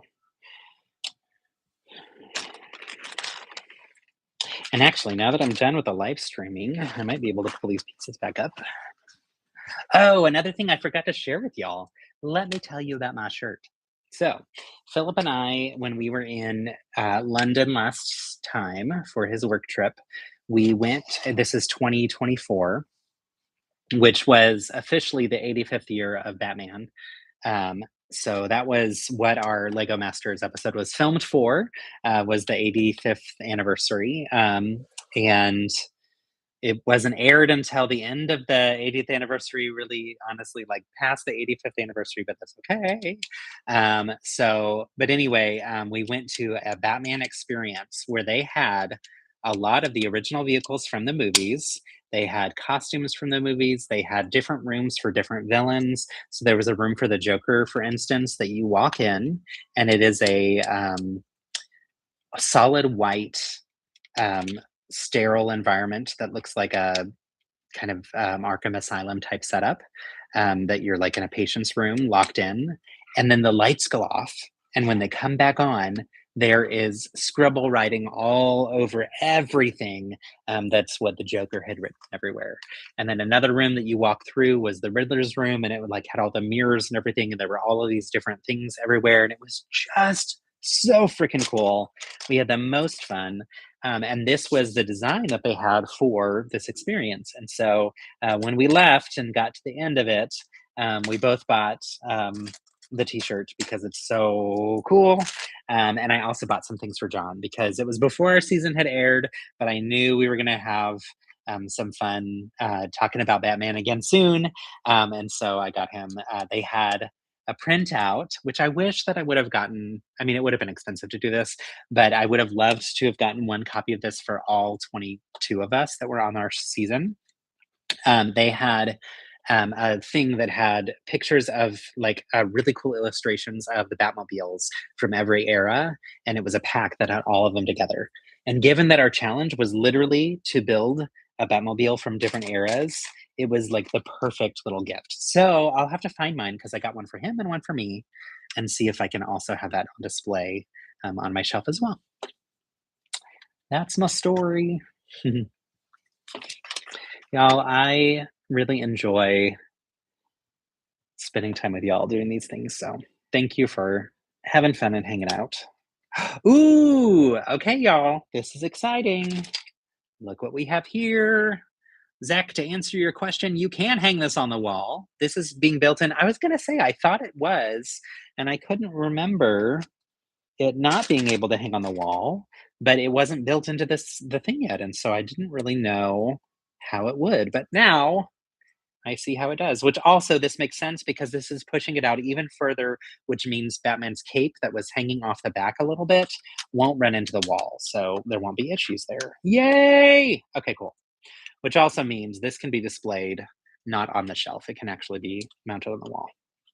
Okay, let me get this to connect. It's not wanting to go fully on. Okay. Something is, whoops, well, the grooveling's coming off the front. Something is not aligning appropriately. Oh, there we go. That came off. There we go. Okay. Let me get that back on. Okay, the greebling is falling all over the place, y'all. Let me fix all this now. Okay, this goes here. And this goes, I think, here, right? Would make sense.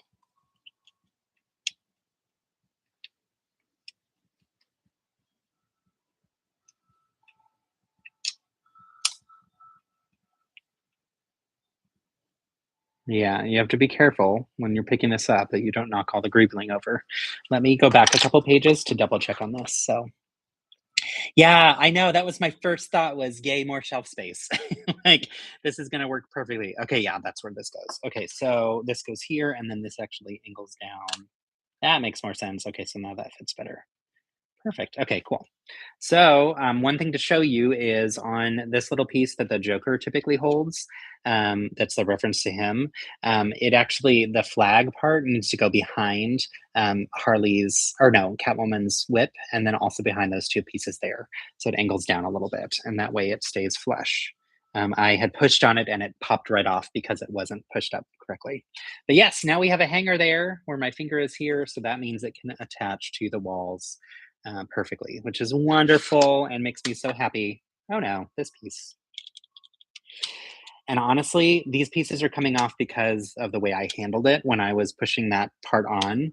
It knocked some of these plates off to where they don't want to stay on. So let me readjust some of that, which, oh, that's why this battering is in the way. Ooh. And I pinched that battering to where it actually bent. So I'm going to, thankfully, there's an extra. This is the first time I've ever had that happen. Fix that there. There we go.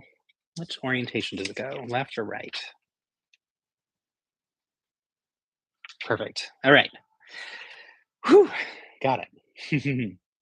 Done, done, done. Yes. Yeah. So this is really great that it can mount on the wall.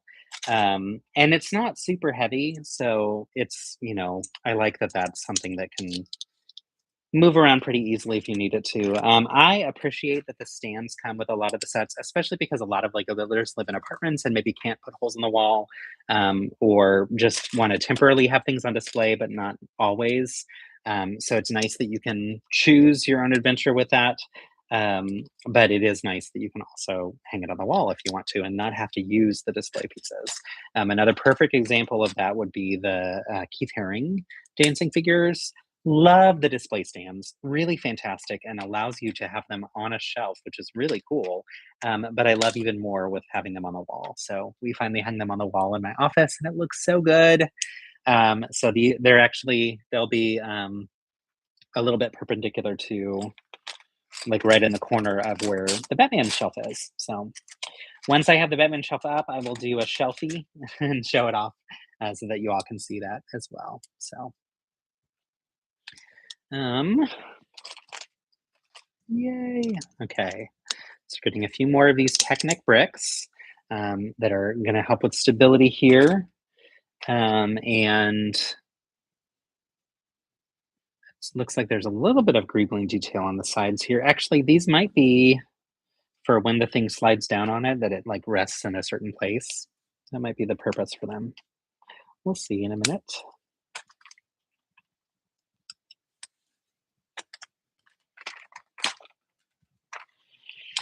But yeah, so that's where I got my shirt. Long story. And it's actually one of my favorites. And what's funny is Philip doesn't have very many Batman shirts. I now have four, I think, that still fit me.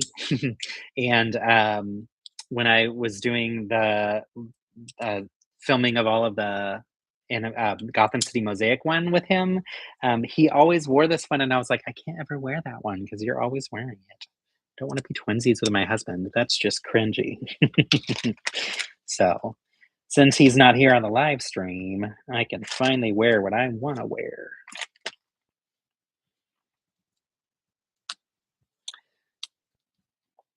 But yeah, part of my decision around initially going to do 4 days of live streaming of these was because I had 4 sets, but also I was like, and I have 4 shirts. So that'll work perfectly.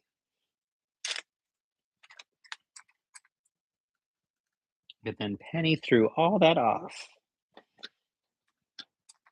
Okay, let's see this piece. Ta-da! All right. Yeah, so this what I was saying was for some fun detail is actually for the stability of this guy. There we go. Okay, so that's gonna not sure which way it'll rest. It looks like it might rest. Oh, it'll rest like this. Yeah, okay, that's why it's gonna get a little bit higher. All right, so for any of you, do you plan to get this set or any of the Batman sets? I think Hector had said that you really wanted the Batmobile set that I built yesterday, and that was super nostalgic for you. But I'm curious if anybody else plans to get any of these. Um, if I had to pick one, I would 100% pick this one. I think it's really fantastic and is not locked into one specific story, which I think is smart for them to do for like a larger display piece like this. So that would be my recommendation if you want it. But yeah, like all of them are really, really great sets. So um, very excited to build those other Batmobiles. And like I said yesterday, I like getting to build things that are different than my typical wheelhouse. So it's nice to get a chance to build out some vehicles and try something new. So, okay, so this is going to go here and ha. So now we're using Technic bricks to connect here on the stand, and that allows it to stand more upright at a more severe angle, which is good. We want it to be more severe so that the thing is more like this instead of like leaning back too much. All right.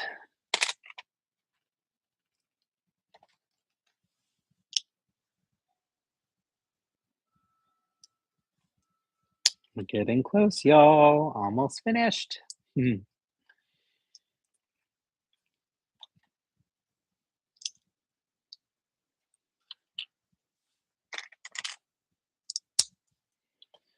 And then I think I'm going to open up one of the nostalgic sets that I got last year. I started to collect some nostalgic sets from Batman the last 2 years, leading up to doing the Gotham City Mosaic, with the idea that Philip and I would be building, we would have like a Batman month, was the idea. We would build through the whole Gotham City Mosaic set and watch all of those episodes and just have a blast with it. And then I would also sprinkle in some other fun sets here and there that were nostalgic. We got through half of the mosaic um, before we had to stop for Wicked stuff, and then it was the holidays, and then now it's like, oh yeah, do we want to pick that up where we left off, or just power through and finish it? And so I didn't get through all the nostalgic sets yet, though, so I'm excited to dive into some of those too. Yes, definitely the George Clooney Batmobile, and yesterday I got the Dark Knight Tumbler set with Joker and Two-Face. Awesome! Okay, I'm very excited that you got both. That's really cool. Um, what made you want those in particular? I'm curious. The Tumbler is one that I think I'm gonna have to find a way to get eventually to complete the collection of all the Batmobiles. So, because that's the problem is I'm a bit of a collector. Philip would probably disagree that we don't need it when he's probably right. So we'll see. We will see. That one and the Batman the Animated Series Batmobile, I passed up that one a couple times and I really wanted it. I was like, maybe, I don't know, maybe, I don't know.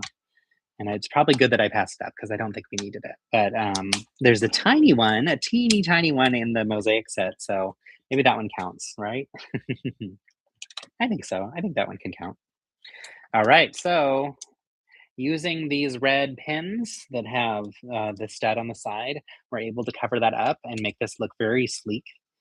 So it has a more of a finished detail on the sides. And then on the front, we're putting on a plate because something else is going to be built on that front part as well. I think that'll be where the gold piece is mounted that shows the 20-year anniversary thing. We'll see. Okay, so this goes like this.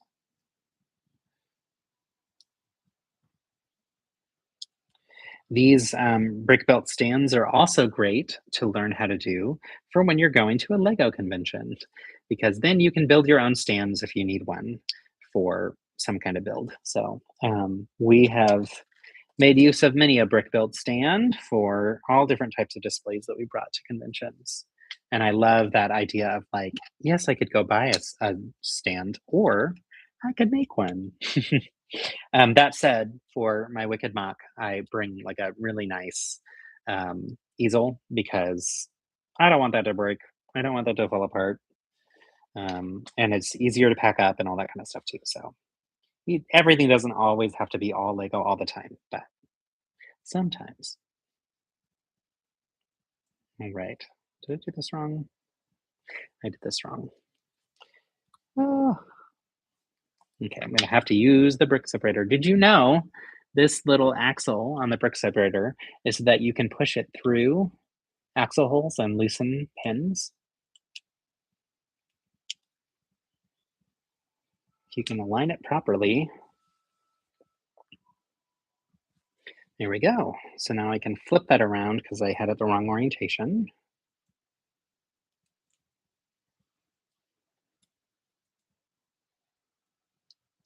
All right, ta-da! Now that can go on.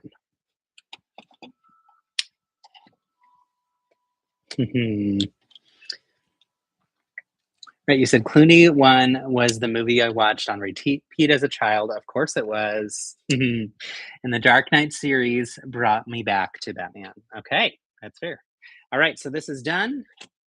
This guy has these two holes underneath the picture hanger, and that's going to go on these two pieces here so that it just rests very securely and it stands beautifully. Y'all, that is so cool. And I love the angle, honestly. Hanging it on the wall will be nice, but I really love the angle here. And there's a few other pieces. Why do I have extra pieces? What did I miss here? Please hold. Okay. I jumped a step. These two pieces make it one plate higher. I don't think that was necessary, but I'm doing it anyway because that's where they're supposed to go. Okay, so those go here, and then this goes on to attach the picture. Wait, where's that part? Oh, it's right here. I already picked it up. Okay, so one of these little angled twisty pieces, angles so that you can have the Batman 20 anniversary here, and then I'm going to put Batman beside it. So we've got our golden Batman by his little sign. Da, da, da, da, da, da, da. And then this goes like so. Ta-da! We did it, y'all! Okay. Back here, these are all sets you've seen, but they've got a nice little portrait that shows this set and then two of the Batmobiles. What's interesting is they don't show the third one. You think they would show all three Batmobiles, but this one is not in there, so which is odd. But yeah, the other two are the Batman versus Superman and the Batmobile from the Batman. Yes, so cool. Okay, here's the final product. Very nice. Very, very nice. I love this. Okay, I'm going to clean up some workspace here, and we're going to dive into a nostalgic build from the Lego movie that is Batman.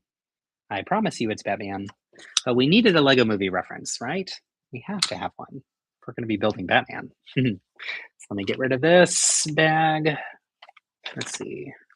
Here's all the paper bags. Yay! Lots of recycling and more recycling. Okay, got this space cleared. I've got my bin for our parts. Gonna take a sip of coffee. Okay, so we've heard a couple people say who their favorite villain is. Zach, I don't think we've heard from you. If you're still on, who's your favorite villain? And same with Brandon. I don't know if you're still on too.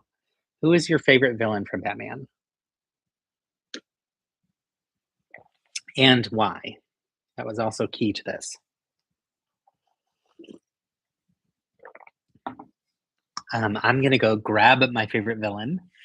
And this is my favorite villain from Batman the Animated Series and from Harley Quinn and from the Lego Batman movie. Actually, no, that's not true. The Lego Batman movie, I think my favorite is the Joker. But here he is. This is my favorite. This actually is from one of my favorite sets from the Lego Batman movie, though. So that counts. Y'all, look at him. Look at this gorgeous, gorgeous villain. So fun. So Clayface is my favorite because in the Batman the Animated Series, they go deep into the lore and history behind all of the villains.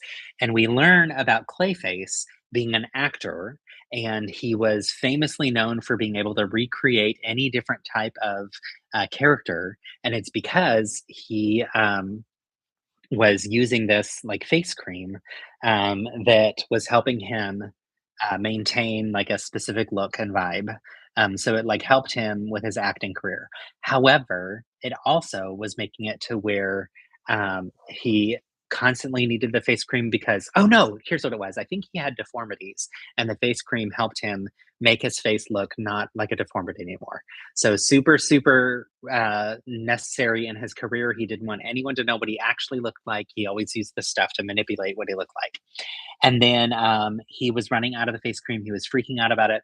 He ran to a place where they had it and was trying to, I think, steal a large batch of it. And they caught him in the act and they made him drink it. And he drank tons and tons and tons of it. And it made his entire body shapeshifty and like like fall apart like mud all the time. And that's what made him Clayface.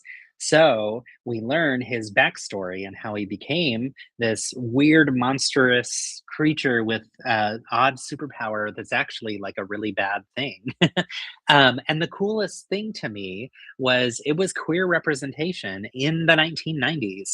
So his character had a male lover that was like another character that he was friends with and friendly with and whatever. And it was abundantly clear in the comics that that was his boyfriend. It was very, very clear.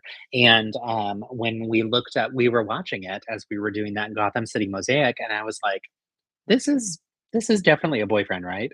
And Philip was like, I mean, that's how it reads to me. But obviously, both of us being queer, sometimes we read things through our own lens and read some stories into it. And truthfully, we looked it up and we found interviews with the creator and writer of it. And that was intentional storytelling. And that was part of what he wanted to have. And so that was really neat to me to see that at a young age, I actually did have queer representation when I didn't realize I did in a comic series, which was really cool. So his story, though, and the fact that he is shape shifting is part of the elements that I really love about him. Plus, I have a background in theater, and so the acting tie in and all that kind of stuff just made me really endeared to his character.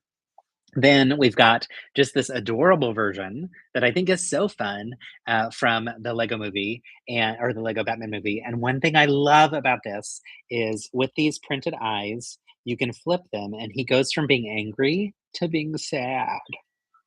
Look, now he's sad. Now he's crying. And you can also twist his little face up with his super silly teeth. using these little clips and things, and I have it like posed in some slightly different ways.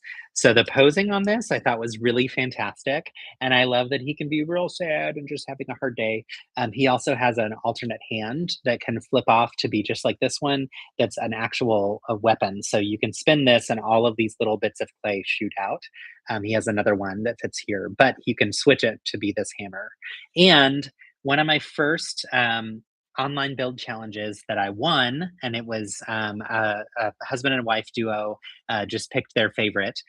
They had it was a minifig photography challenge, a Lego photography challenge, and you had to photograph the end of the Christmas season. And so I had him chasing all of the elves and snowmen and everything who were running away with all of their Christmas decorations and looking back in terror from him. And that won me this silly little cheesy contest, which was super fun. So that is another reason I love him. And then third, in Harley Quinn, his character is the most lovable idiot. Like he's so stupid and so funny and so over the top and so obsessed with himself and thinks he's the best thing to ever hit the world with acting.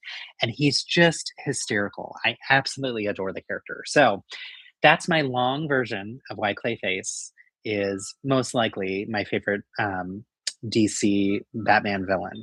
Now, Joker is also up there because there's so many iterations of the Joker, and if I look nostalgically across the live action movies, I would probably say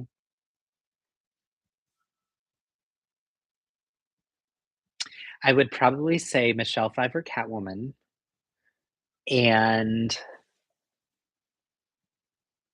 Jim Carrey's The Riddler. Those 2 are probably my favorites from the live action. Jim Carrey was perfectly, brilliantly cast, in that campy version of the Riddler, and, that is actually an outfit that I would love to do, like a costume I'd love to do for Halloween someday, so, that would be a really fun one, so yeah, like such a really fun, incredible build. And this came with the mayor, and it was an early version of a lighter skinned character where we were getting a different face print. It's a little bit lighter than this, but it's darker than the typical like white skin tone that they use in the peach line of colors. And it was I think Mayor McCaskill was her name, and she was played by voiced by Mariah Carey. And so I bought 2 copies of this set. Over time, one was I built it, I loved it, and then I bought a second copy of it because it was super cheap, and it came with that character again. And I've used that face print, her hair, and also her suit for multiple different types of characters that I've made custom minifigures for before. So that was another reason the set was really great. And then it had a great Batman too that came with it. Yeah, Hector, you need to look up the episodes. Ping me afterward, DM me on Instagram or something, and I'll send you the actual episodes that you need to watch because there's 2 of them where you see his whole story, and I don't think they're back to back, and I think it's kind of in a weird order in there. All right, are you ready for more nostalgia fun? This one, Philip and I were at, I think, Brick Fair, Virginia, and they were doing the yard sale where anybody could sell Lego to each other. And someone had this. And so I was so excited because I really, really wanted this sign that says, "You're welcome." So I'm hoping it's in here. If it's not, I'm going to be kind of disappointed. But they said it was a complete set. So I'm going to believe them that it was a complete set. And I'm very excited to dive in to this one. This also has, so it's got the "You're welcome" sign, and it also has the entire metal beards larger build here, and I have the smaller one that was the poly bag, so it's fun to get a bigger one too. So I have a collection of the Lego Movie minifigures. I don't like have one of every single minifigure that came out from that series. Oh, y'all, this is completely bagged. Now that is awesome. Now let's hope if there are stickers that the sticker sheet is in here.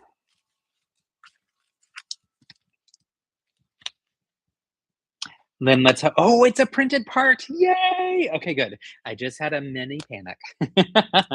All right. Well, kudos to whoever sold this to me for selling me an actual in bag, like new in bag, like the box had been opened, but that's it.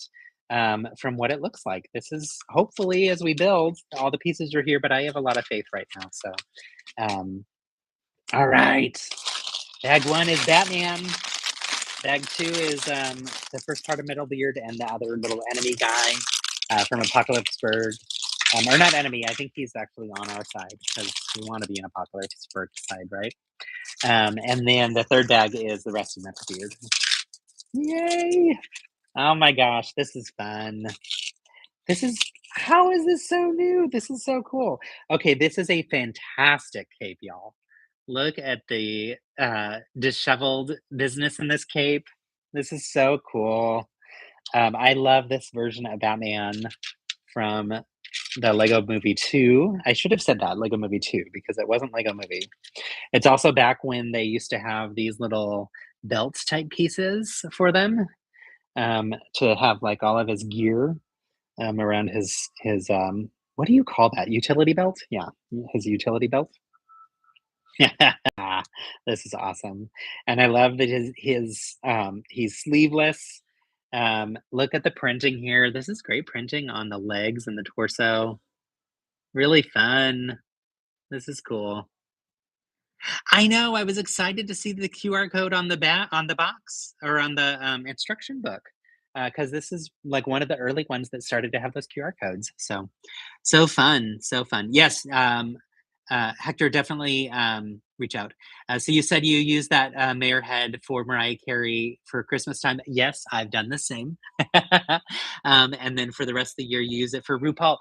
Oh my gosh, I have also done the exact same thing. So that's why I bought the extra copy was specifically for RuPaul, and then I had to take it apart to make it Mariah Carey at Christmas time. That is so funny.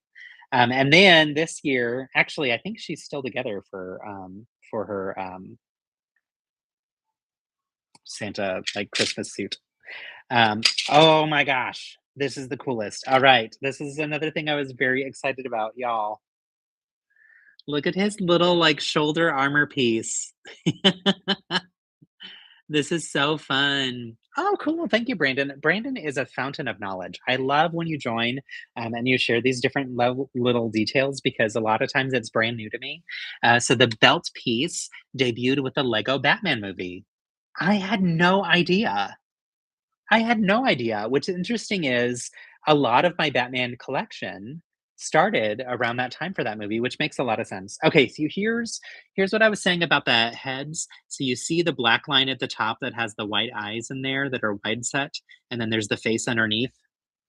And then on this one, we've got the mouth, and we've got the same thing with the black line up top.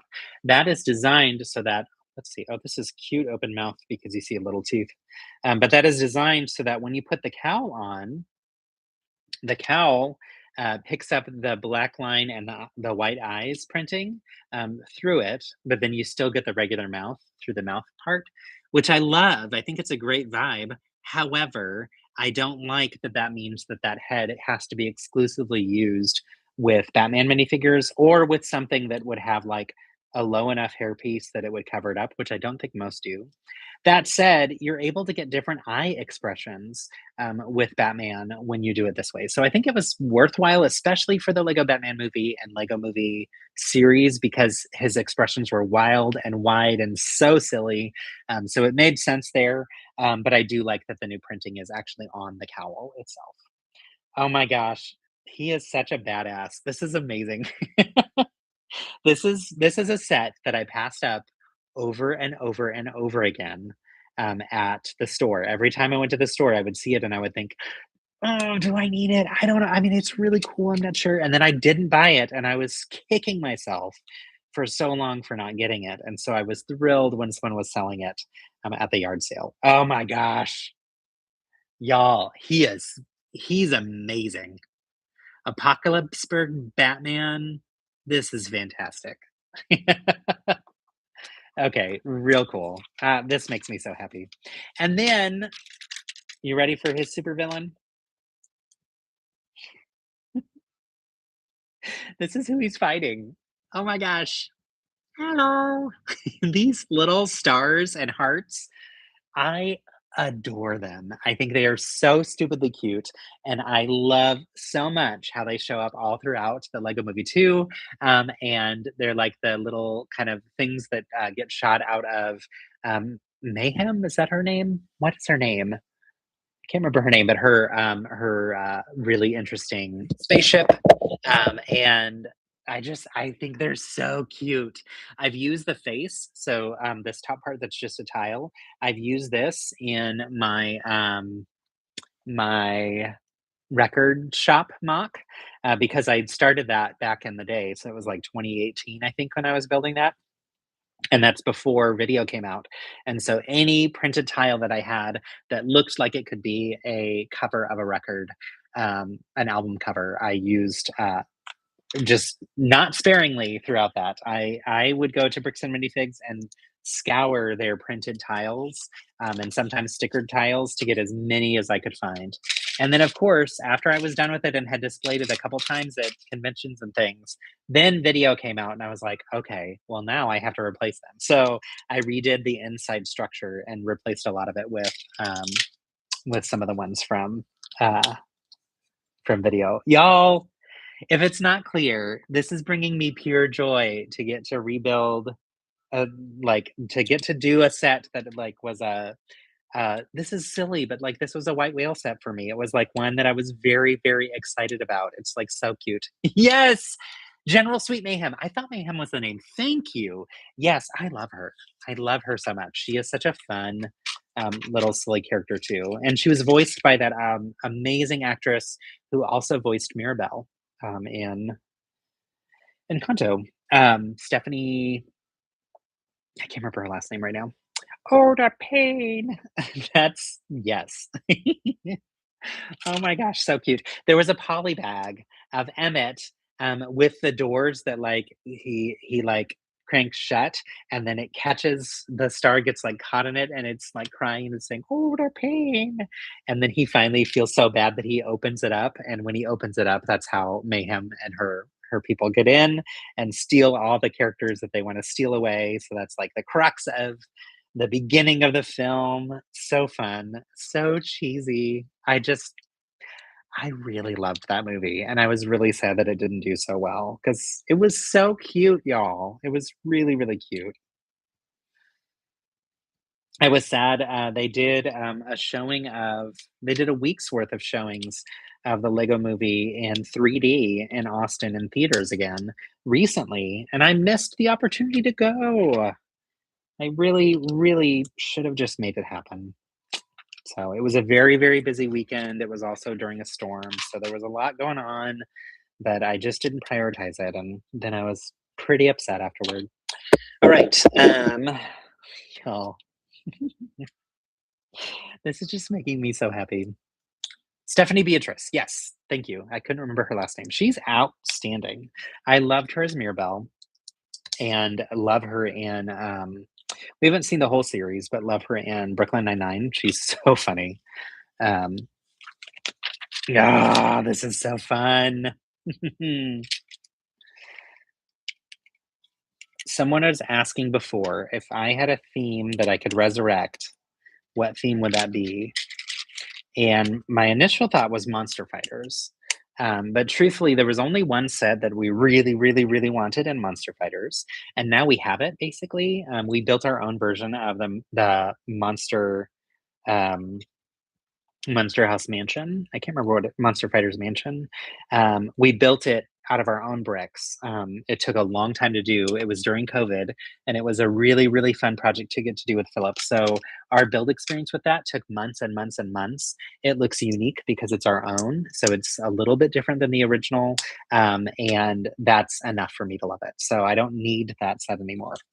Instead, the series I would say that I would want them to bring back was the Lego Movie slash Lego Movie 2 sets. I really loved them, and my white whale set from that I would love to have someday is many others white whale sets Apocalypse Berg. Like, that would be such a fantastic set to have, if ever And I don't know if I'll ever have it, and that's okay, I guess. Okay, this is fun. So we're using this axle piece, but it's a little bit more for visual effect than it is for like technical support or anything. And then we're putting this like other like gear type piece on the front. I do think two things will be sticking out on the left and on the right from here as well. So it is, oh yeah, this is how we get the wings on. So it is purposeful, you know, to get these wings on here, but it's also a little bit more for just the structure, or I mean, just the visual of it too. So really cool. Yay! This is also like you're getting a little glimpse into little kid Justin because I'm just having the time of my life with this. It's so fun. Mayhem's deep voice in the mask is so Rosa Diaz. Yes. Right? That's fun. All right. Here's the printed part that I'm so excited about. I didn't realize it was a print. That makes it even better. You're welcome. I can't do Will Arnett's voice. Total fail, Justin. Total fail. You're welcome. Yep. Nope. It's not gonna happen. I just can't do it. Sorry, but I do love this. I love this sign so much. That's when he thinks he like saved the day, and clearly what he did nothing in all the right ways. Like exactly how the. I love him so much. All right. Okay, this is fun. So let's see. I did this part backwards. I don't think it matters all that much because it's just the supporting piece here, but I'm still going to do it right because why not? Fix it while I can. I would love to see the submarine made of various pieces of Cloud Cuckoo Land. Yes, that would be a fantastic build. That was such a fun and short-lived part of that movie, but a very like I think that would be a very iconic one that if they wanted to bring some back, they could. I think they could bring back Apocalypseburg. I think they could introduce that one. I think that they could bring back um, Metalbeard's Sea Cow, and I think they could bring back. Um, there was one other. I can't remember. Oh, I think they could do a more in-depth Cloud Cuckoo Land, if they wanted to go, and aim at the, like, adult fans of LEGO, for this line. That's what they should do, obviously. Those would all be ones that I think would be really, really awesome. Also, the Western, the bar that they go into where when they go into the roof, they end up inside Emmett's mind. I think that would be also another really incredible option. Okay, here's super fun. I just gotta show you. Oh, it's so stupid. I love it. So we've got this here on the back, and it waves back and forth. You're welcome. Oh my gosh. So Cloud Cuckoo Land was another one that I didn't get when those sets came out that I was sad about. And that was one that I found for very cheap at a Bricks and Minifigs once. And so I bought it. And when I went to build it, I decided to do the fun build challenge where you build it in reverse. So if you ever want a fun, silly build challenge for yourself, get a set that's not symmetrical and challenge yourself to build it but reverse everything so that it looks like a mirror image of itself.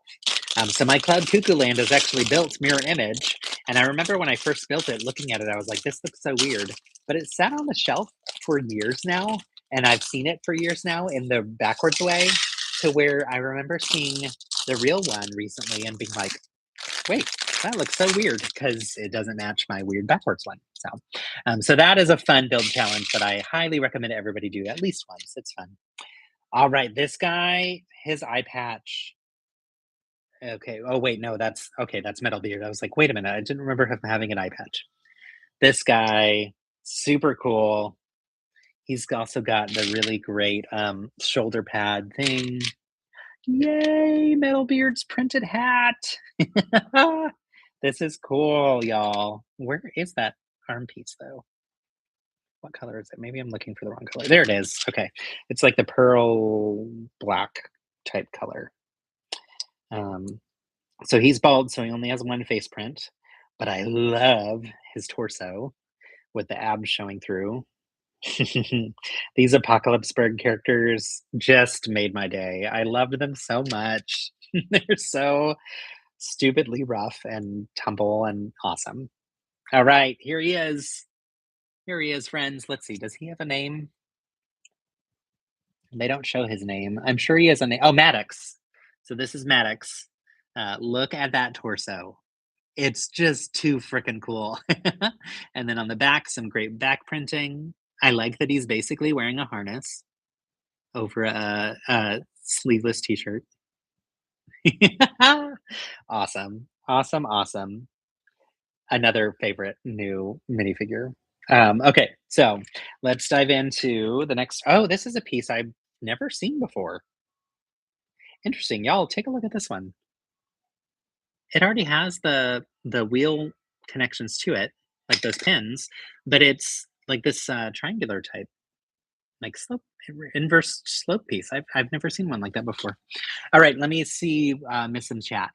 So we had I loved seeing the entire Apocalypseburg at Legoland, California. It's still there, but in the Lego Movie World area. So they have like a Cloud Cuckoo Land. Actually, it's a variety of different parts of the Lego Movie in Billund as well now. And we when we went in 2018, it didn't exist yet. So I was thrilled when we got to go this last year that they had it all up, and it was really fun to see. And I took so many pictures, and I don't think I shared any of them, but it was really really fun. That was our first day in Billund for Fan Media Days. It was before it all started, and we went for half a day into the park and hung out with some other fan media, which was fun, including Cam, who was on the feed earlier. I'm not sure if they're still here, but that was really fun. That was the first time we hugged in person. But it was really, really great to see the whole Lego Movie 2 area set up. It was really cool. And it might have been the Lego. I'm trying to remember if it was the Lego Movie or Lego Movie 2. I think it was the Lego Movie. So I don't think it had Apocalypseburg. I think it had just like all the other stuff from the first film. But really, really well done area. So, all right, we're getting the start of Metalbeard's outfit, body, if you will, because it's not his outfit; it's his actual body. Oh my gosh, this is just so stupidly fun. I did not expect to have this much fun building this, and I'm thrilled that I have this now. And I'm glad that y'all can join and have fun with me with this too. So,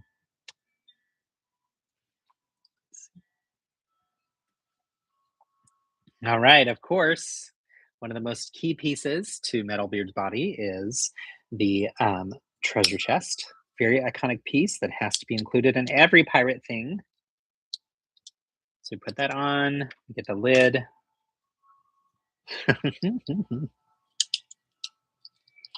Oh, this is fun.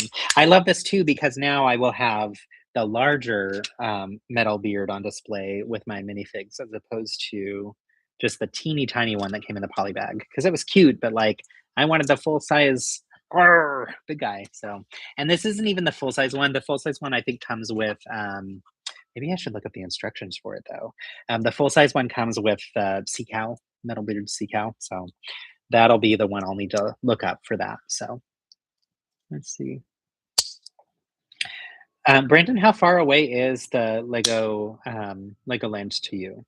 I know you're close to some of the other parks, but all right. And then this piece that I think was designed specifically for the Lego Movie, that is Metalbeard's Metalbeard. I love the like dingy chips and pieces on it that make it rough and tumble. I keep saying rough and tumble, but you know, whatever. And then look at his face. Okay, this is a great face print. Also, I love the eye patch, and I love his like grimace. It's really, really cute. All right.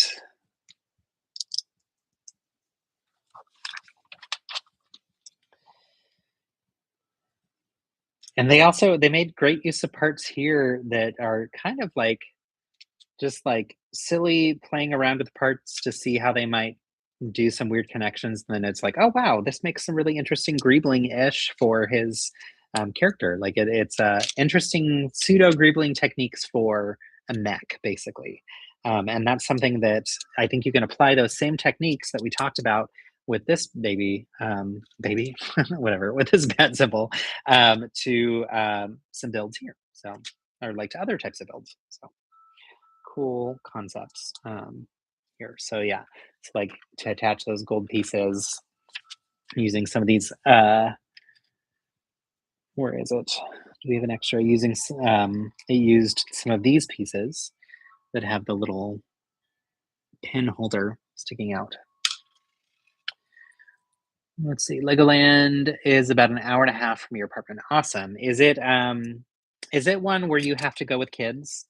Because we have a Legoland Discovery Center, but you are required to have a kid with you if you go in. And so all the AFOLs in our area that don't have kids are like, we just won't go. They do adult nights apparently, but we haven't been able to go down for them because they're always like during the week. And so we'd have to drive super early to get down to San Antonio. It's like an hour and a half drive, depending on traffic. And it'll probably be even longer with traffic, which would be the, after work traffic that you'd hit. So, um, let's see, did I miss something? I did miss something. There we go. So these go on here. Okay, that way this can fit. Perfect. All right. Oh my gosh. Okay, let me show you his hat. This printing is just chef's kiss perfect. And I love that they use the flame piece for the plume as opposed to a white plume. That's always been like a fun thing about Metal Beard to me. And then this will attach to the does it go there? There we go. It attaches to the top of the it attaches to the top of the treasure chest. I just think it's so funny. Like, what? Whoops, nope, I have it backwards. Okay, I was like, why isn't this opening? Because I flipped it the wrong way. Let's try this again. There we go. Okay.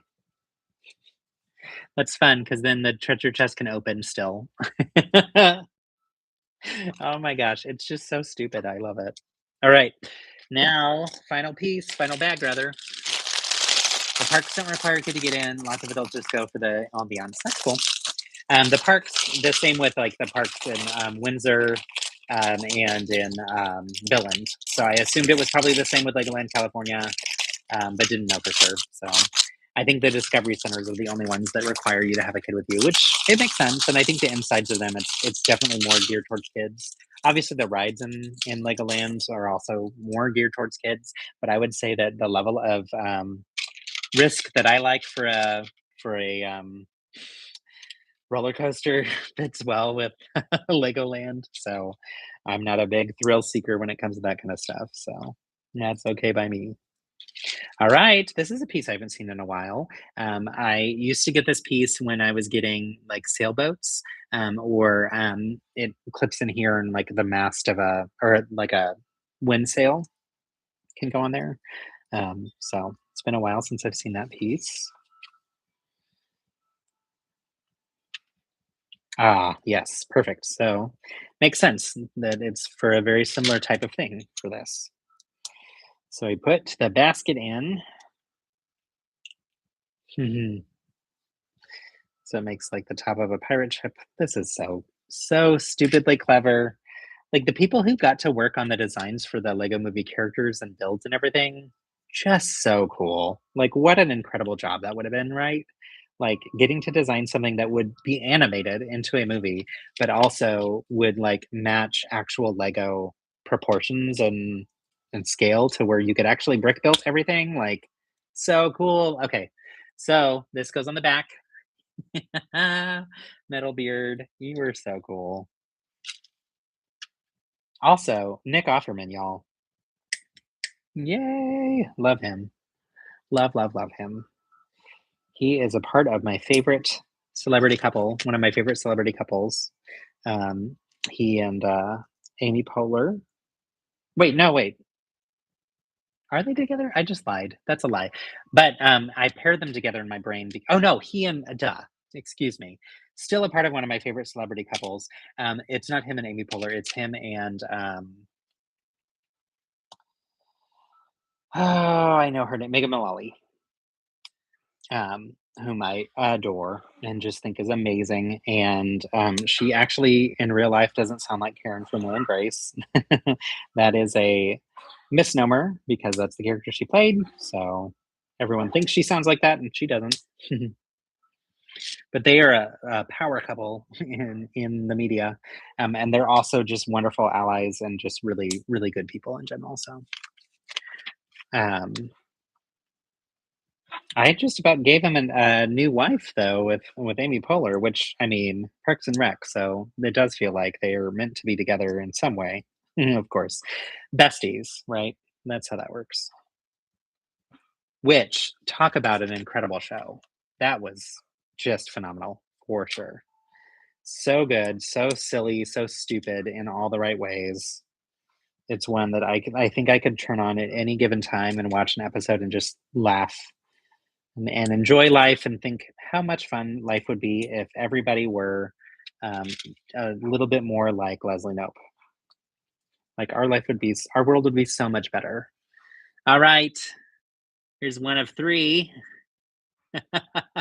of his amazing legs, like little spidery, spindly legs. Whoops! Oh, I dropped him. So fun. Cold coffee. Not my favorite. But I do love coffee in general. Well, I shouldn't say cold, lukewarm coffee. That's the real truth.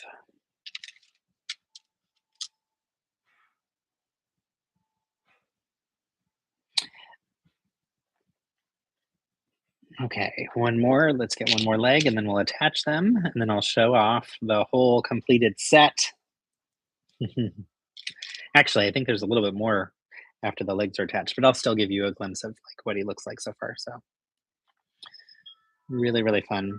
Y'all, thank you for joining. Thanks for hanging out. It's a nice afternoon of building and such fun sets to get to build today. So I'm glad that I had some fun people to enjoy it with me. All right. Oh, I forgot the sword here. Also, these swords are really cool.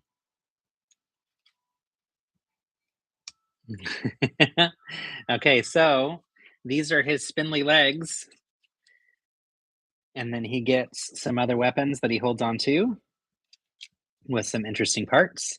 So we're going to use some other like clip type pieces to clip together some things that all connect to where he's able to hold in one of his other metal hands a regular sword, like so.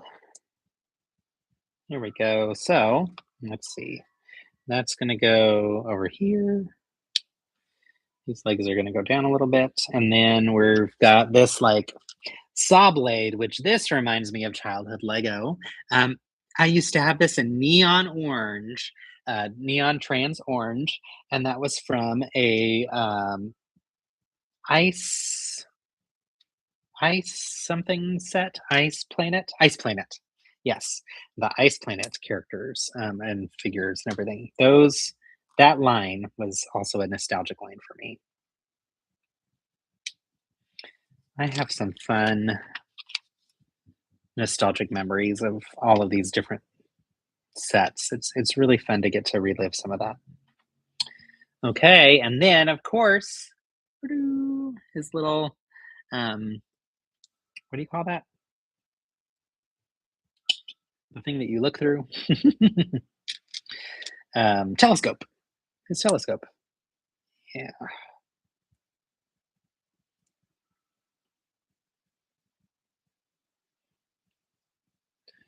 Okay, we got a couple more pieces.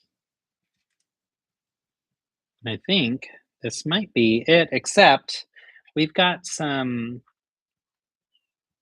bones and sausages that Might go I'm guessing they're gonna go inside his, treasure chest, but I'm not exactly sure. We're gonna have to wait and see, so. Alright. Oh, that's right, because this is his, like, basically his peg leg. Okay, so with these this way, with this one forward, now we mount this like so. Ah, interesting. So this hole underneath that part that was new to me has axle point spyglass. Thank you. Thank you. Thank you. Yep. Okay, in his little treasure chest, which is so silly. So this is going to have to lean back, but it's nice that it can so that you can open his treasure chest and you can put in a bone and a red hot dog and then slide that back up. And now we have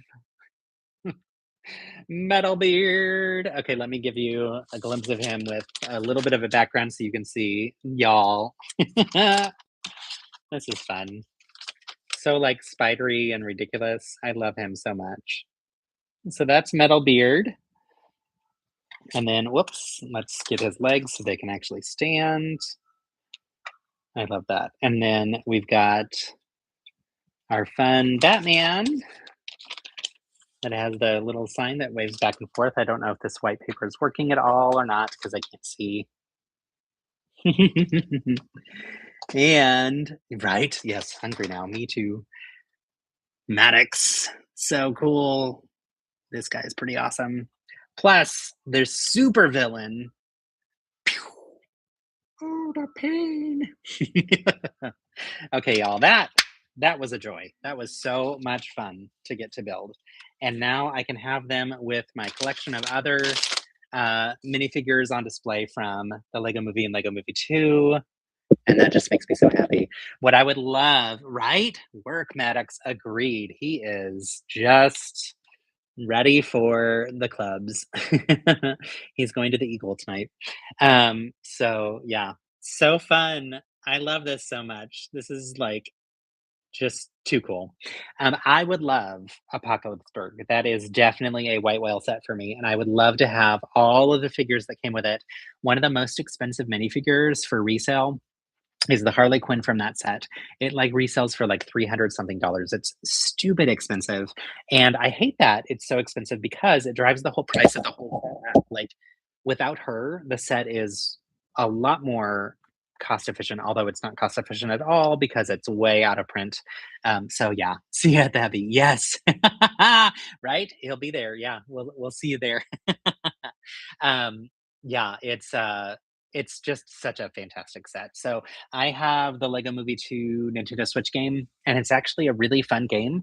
And you go through different parts of Apocalypseburg and different parts of the galaxy, and it's actually a really well done game. But as you go through, it's just a constant reminder of like, oh, missed opportunity. That was one that by far at the time I was like, I'll never spend this much money on Lego. Wah, wah. Look at us now. So, but yeah, definitely one that I would love someday. Another white whale set though that was like maybe someday I'll get. I just got, and I'm so excited to build it. It is um, was completely built at Bricks and Minifigs, and because of the price, they were willing to unbuild it for me, and they unbuilt it, and I think they did it and sorted by color, so it's not going to be the most sorted, which is going to be tough with the rebuild process because it's huge. But it is Barracuda Bay, and I cannot wait. I'm so excited. It is one that I've wanted for a very long time, and I'm just really, really looking forward to it. So that's one that was a white whale list one for me too. So all right, y'all. Do you want to continue building? Would you like to build something else? Let's see. We've got a couple more Batmobiles. I think I could get through one of these probably. You know what? I'm gonna grab another review set that's not Batman, if that's okay with y'all, because I think these will be fun, and they're also vehicles as well. So, oh, it says chat disconnected. Please wait while we try to reconnect you. Successfully connected. That's weird. I've not seen that happen before. Okay, I'm gonna grab another review set that's a smaller one, and it's not Lego, so or it's not Batman, so you've gotta meet Kevin Conroy back in 2023. That's awesome! Also, hi, Anthony, thanks for joining. That's super fun. I'll be right back, once I grab this other set to build. Um, let's see here. So I know that we said this is Batman week, but we're going to dive into another build that is a similar scale to these Batmobiles because I want to see size comparison. And they just sent me these to build as well. So Lego also sent some really wonderful Speed Champion sets, which I don't normally build because I don't normally build the vehicles, but I was very excited about these. So there's a tiny one, which I'll build in a little bit. But the one we're going to build now is one of these two. So we have Speed Champions, the Audi Revolut F1 Team R26. So it's the Audi Revolut. Really, really cool, interesting scale, since I don't really build a lot of Speed Champion scale. And the one that we're going to build now, though, is this one I'm very excited about. F1 Academy Lego Race Car, which is super, super cool and comes with the minifigure that is of the actual driver, which is so cool. I think that's how all of these are. I think they all come with the minifigure of the drivers for them. But she is the driver for the F1 Academy Lego car. So this one is a real car in real life, which is very exciting. And they just introduced the Lego Academy, the F1 Academy this year. So let's dive into this one, and then we can compare it size comparison wise with our Batmobile. This collection of random stuff on the table, it's like growing and getting weirder and weirder as we go, but it's so fun. All right, so also this will be like fun and vibrant and bold colors, a little bit different than what we're seeing here. So there are some stickers. We've got 4 bags, not too many bags.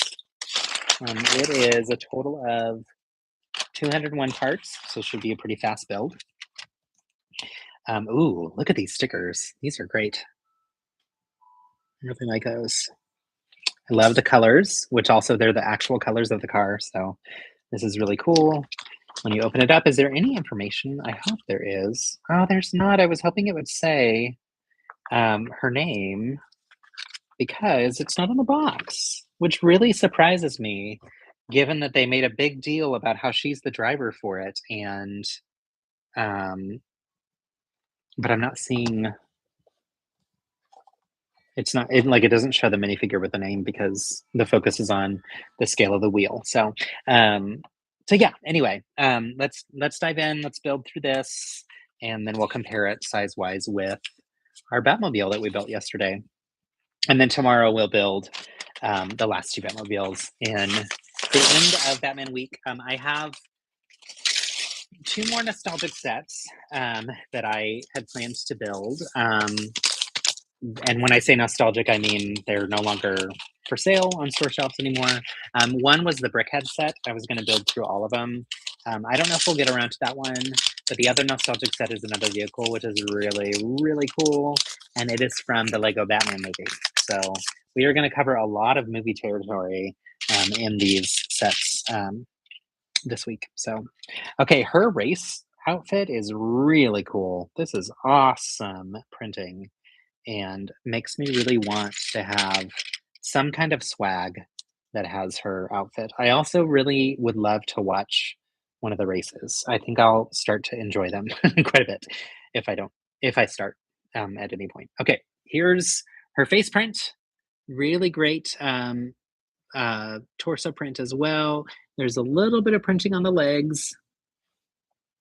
Let's see, let me do that straight. So just on the one leg, but it matches what her actual racing outfit is. She only has one face print, but on the back you can see the back print of the shirt as well, which is really, really cool. And then here's her hairpiece. So that's what she looks like with hair. You can see the hairpiece in the back. actually a really nice hairpiece. That'll be a versatile one to have in our collection. And you can swap that for her racing hat, which also has excellent printing on it and great shaping. So here's her with her race hat on, race helmet on. You can see the printing on the top. Looks really fantastic. Also, with this helmet, the glass is attached and connected to it, so it's not like one. It's not like a visor that flips up like we see on a lot of the past types of helmets that have like a glass piece there, right? It's a little bit different there. And she is holding a wrench. All right, let's keep going through. So, I will be curious as I'm going through this. I since I don't do a lot of built speed champions, I built one or two of the speed champion sets, and usually it's through the lens of like being at a convention and it's the build challenge set that everybody's building, or like our neighbor was just giving away this speed champion set he didn't want and gave it to me. I was like, sure, cool. So I built them before, but it's not something I build regularly or frequently. And so because of that, it's I don't really retain in my brain how to build cars and vehicles all that well. And so I like the opportunity occasionally to refresh my skills and practice it again. I love with this one because of the multicolors. I love that it's also the F1 Academy Lego specific car. So it has a little bit more connection for me than if it were just a general F1 car, since we haven't really been watching F1. But then also, I like that it's this incredible female driver. So I'm excited to learn more about her story and understand why it is that she partnered with Lego for this and all of that kind of stuff. And truthfully, it's probably going to get me into watching some of the F1 races. So kudos to them for being smart in their decision making in all of this because they win over fans for all different types of things pretty easily. Lego knows what they're doing. So you got to meet Mark Hamill too. That's really cool. Where what event were you at where you got to meet him? And was he super friendly? I imagine he would be. He seems like a really, really great guy. One of the things I was super sad about with our Lego Masters season is that we didn't have any celebrity guests, and that's because it was filmed during the writer's strike, and so there were no.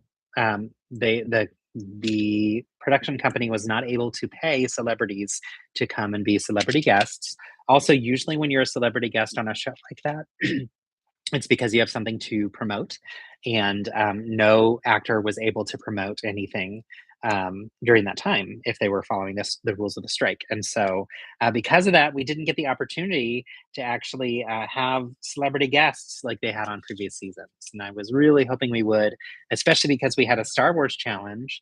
And I was like, who do we get to meet? Oh, well, we did get to meet Darth Vader, and we got to meet a lot of stormtroopers. So that was cool. But we didn't get to meet any actors at least out of their costumes for those. So, so that was a bit of a bummer, but that's one of very few minor complaints I have.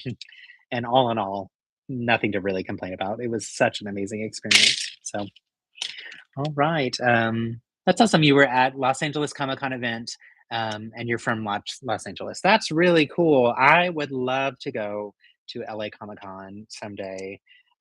They did a panel for Lego Masters last summer, and some of my teammates got to go and be on the panel, and I was so jealous, but so excited for them. I'm glad they had a wonderful time.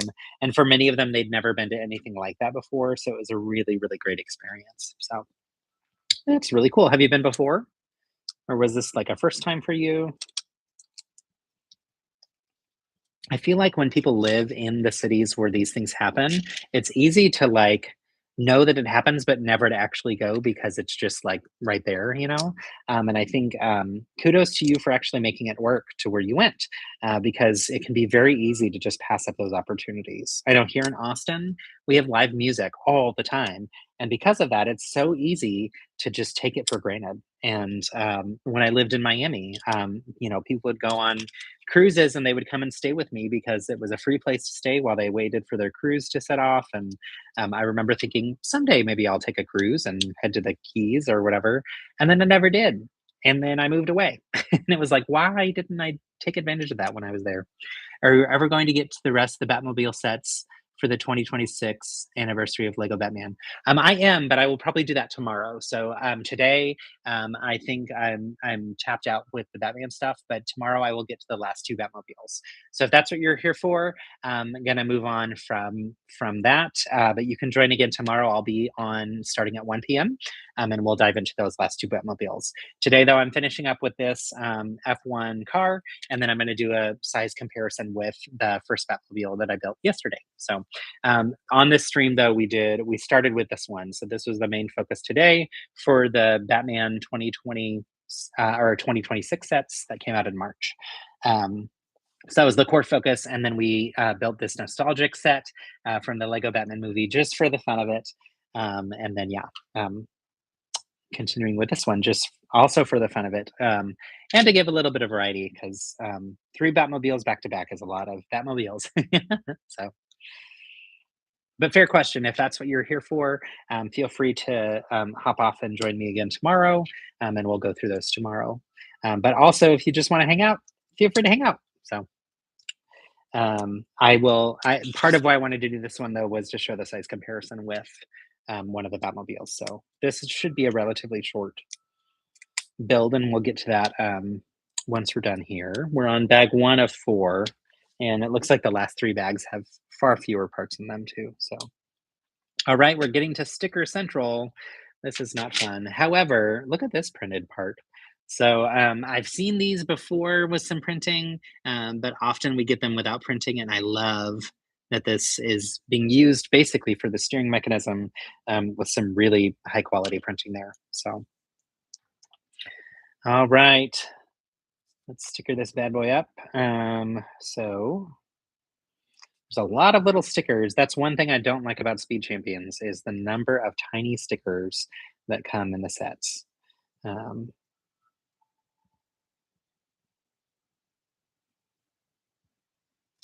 And whenever I do stickers, I use the technique of putting them on with a brick separator, and that helps align them a little bit better. I think that one is a little crooked, so I might redo that one. We'll see. Let's see. And this one needs to be the reverse of that. So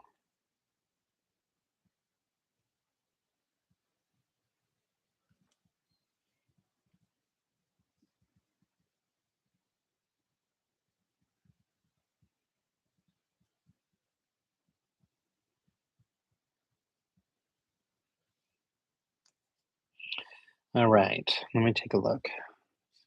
Yeah, I think I'll redo this one. So I did this yesterday, but I'll show you again today too.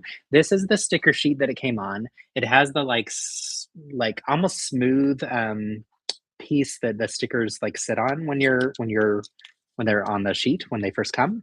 So if you save one of these, you can slide it back and forth on the corner of a sticker. And let me see if I can get it going, and then I'll hold it closer to the screen so that you can see. You can gently get it to go up under the sticker sometimes. Sometimes stickers have like almost 2 layers to them though, to where it doesn't work that well. Okay, there we go. So I'll show you. I'm gonna bring this closer to the camera so you can see I was able to, just sliding back and forth, get it to go underneath that sticker. And then I'm able to then lift that up and use a brick separator. Oops, I have to do that again. So once you get it going, there we go. You can get a brick separator underneath it, and then you can peel it off. Ta-da! And now I can reposition it. So the nice thing about that is this allows you to fix the sticker and reposition it without damaging the sticker. There we go. So it's much more straight now and not crooked. And you can see it's flush on it. So that's something you can do. You can reposition it a few different times, but I wouldn't try and do this a million times over, of course. But it is nice that that's an option for fixing little mistakes here and there. So All right. Almost done with bag one.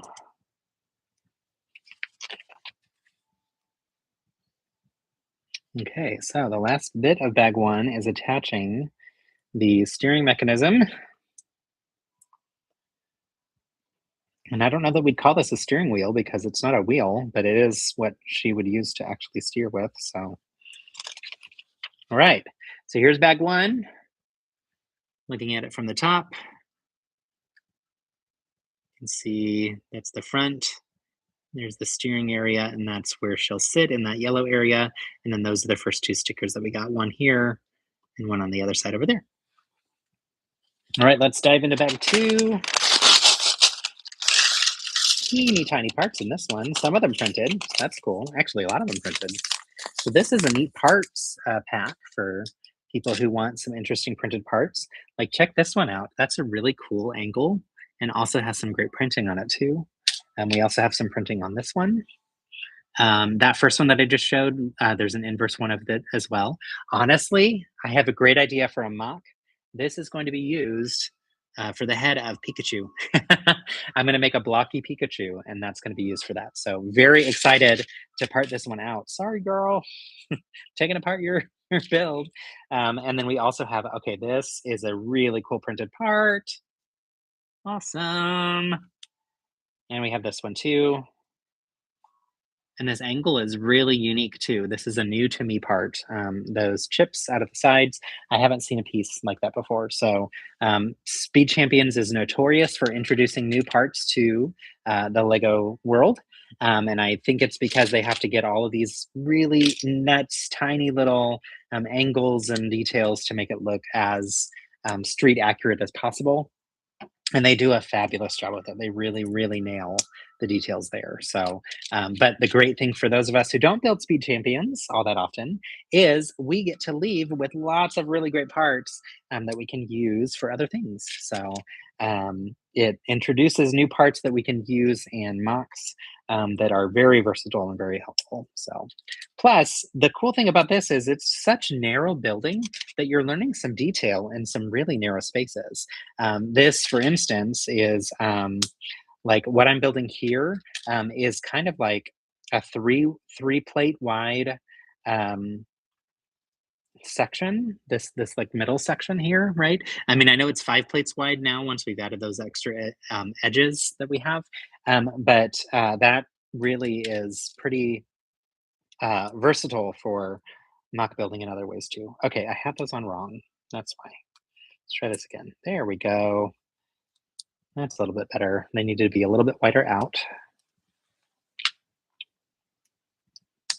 All right, and I love these little like chipped tooth pieces that are just flat plates. I think those are very, very handy to have, and you can make some really cool patterns with them and designs. But here we're using them for the car, of course, for some like sleek details around the lines of the car.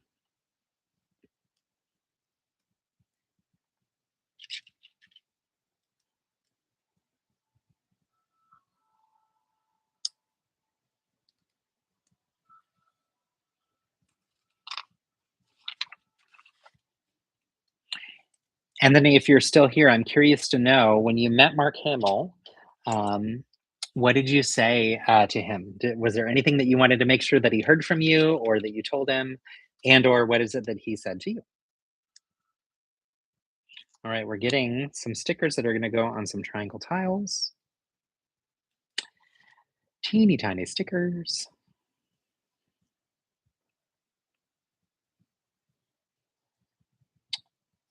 And Anthony may have left because he was interested specifically in the Batman stuff, which is, again, perfectly fine. But if you are here, I'd love to hear a little bit more about your interaction with Mark Hamill. My goodness, this is. I don't know that I've ever put a sticker on a triangle tile, but I don't like it. It's hard to get accurate. I think if I do it where I'm putting the point on the triangle, that might work better. Yeah, that worked a little better. Although, nope, it didn't. Well, shoot. Dear Lego, I don't love this so much. Let me attach the tile to a plate first and see if that helps. All right. So now I don't have to hold onto the tile, I can hold onto the plate.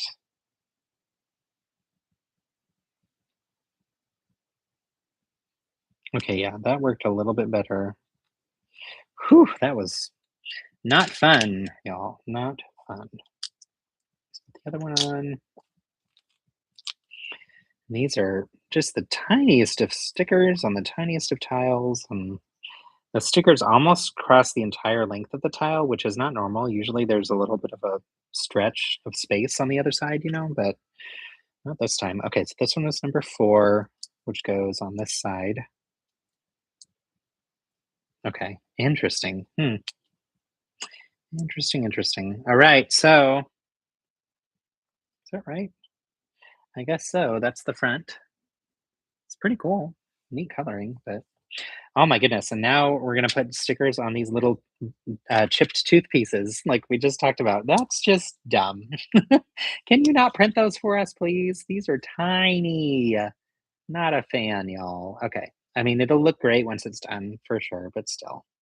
I do think, and I told the graphic designer this from the Batman when I interviewed the team about the Batman sets, how much I value the stickers and sets. I really do think that they make a big difference in making a set look the way that it's supposed to so that it feels directly from the movie or franchise or whatever that they're trying to replicate, or in this case, the car, right? So they matter a lot for sure. It's just the putting on of the stickers is the part that's like the frustrating thing, right? So for sets like the Gotham City Mosaic set, that was fine because it was just like square stickers on square tiles over and over and over again. Very easy to do. For this though, this is like these are the tiniest stickers on the tiniest of pieces, and that's just driving me nuts. Okay, here we go. Let's with these tooth pieces, I'm going to put them on like this, and that way I can line them up square with the squared edge of the plate or the tile and see if that helps me put them on better. I tried the opposite direction first and that did not work. Okay, that helped. Okay, much better. So now that's on. Yeah. Okay. Let's do the next one.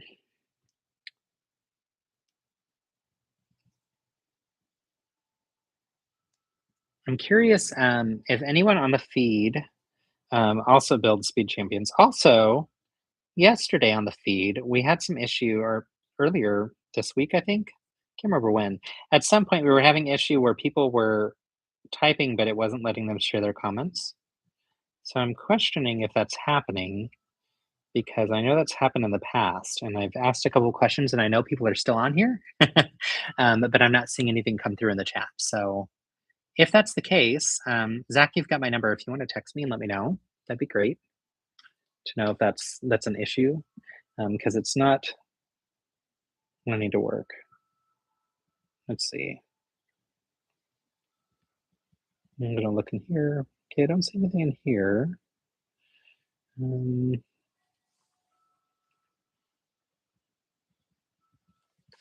All right. So let's put these pieces on. Honestly, even though this doesn't have a lot of pieces in it, because of the volume of stickers, this is gonna take a lot longer than I thought it was. Come on, Lego. But again, I already know something I'm gonna do to mock this one up, so I'm very excited.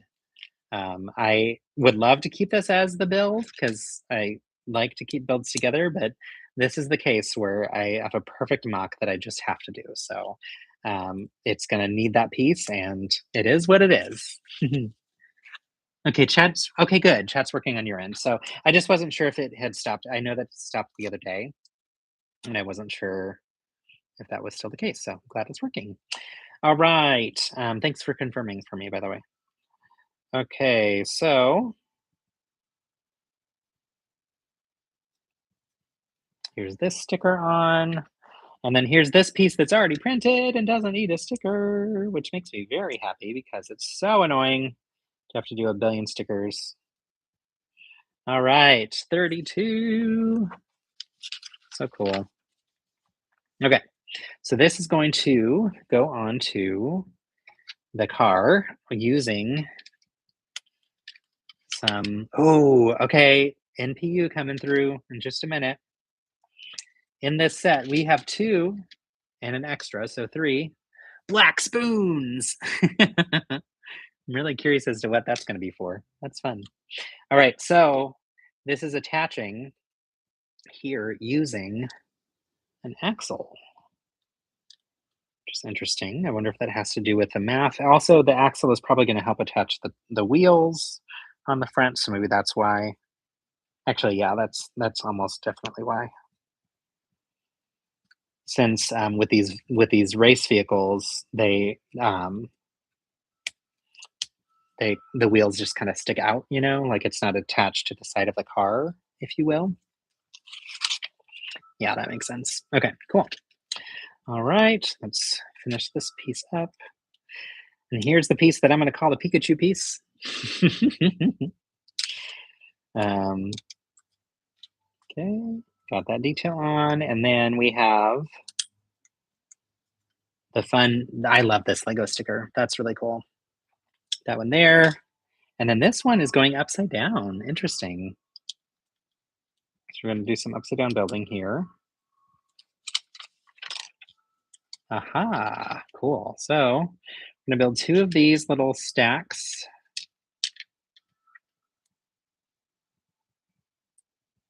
Yeah, size-wise, I think this is gonna be very comparable to the Batman set.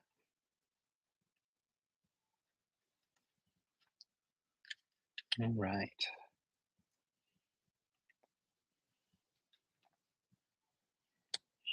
I'm curious with y'all on the chat if you're excited about any of the Pokemon sets. And the reason I ask is I've been getting a lot of input from people about what types of sets they want, so I can pass that on to Lego.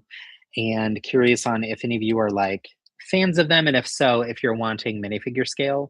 I might ask this while we were doing the builds during Pokemon Week, Build a Week as well. But thought I'd ask again since I think we've got some new folks on here today as well that weren't on those streams. Which, first off, do you like Pokemon? If you don't, that's perfectly fine. There's nothing wrong with that at all. But if you do you have opinions about that? Because I'd like to know so I can pass it on. So, I what made me think of it was talking about that as the Pikachu piece. And I was thinking, oh, you could build like a little Pikachu that'd be smaller, not quite minifig scale, but that's been something that a lot of people have been wanting. So, okay, we're gonna use those spoons. This is so smart. They're using the spoons here in these little clips, and that is for the mirrors that keeps them so subtle and so tiny. Okay, clever part usage there of the spoons for the mirrors. Really smart. Cool. Nice. Okay, bag 3. Halfway there. Lots of little pieces. Fewer little pieces here, but still some smaller ones. Ooh, and some more printed ones. So this bag comes with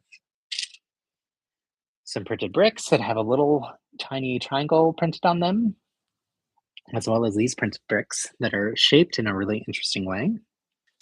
And there may be even some other prints in here. We'll see. We've got some magenta skis, and by some I mean one. We have one magenta ski. We have more of that like chipped piece in that new angle, so that's cool. And yeah, let's get to building. So we'll continue with the car.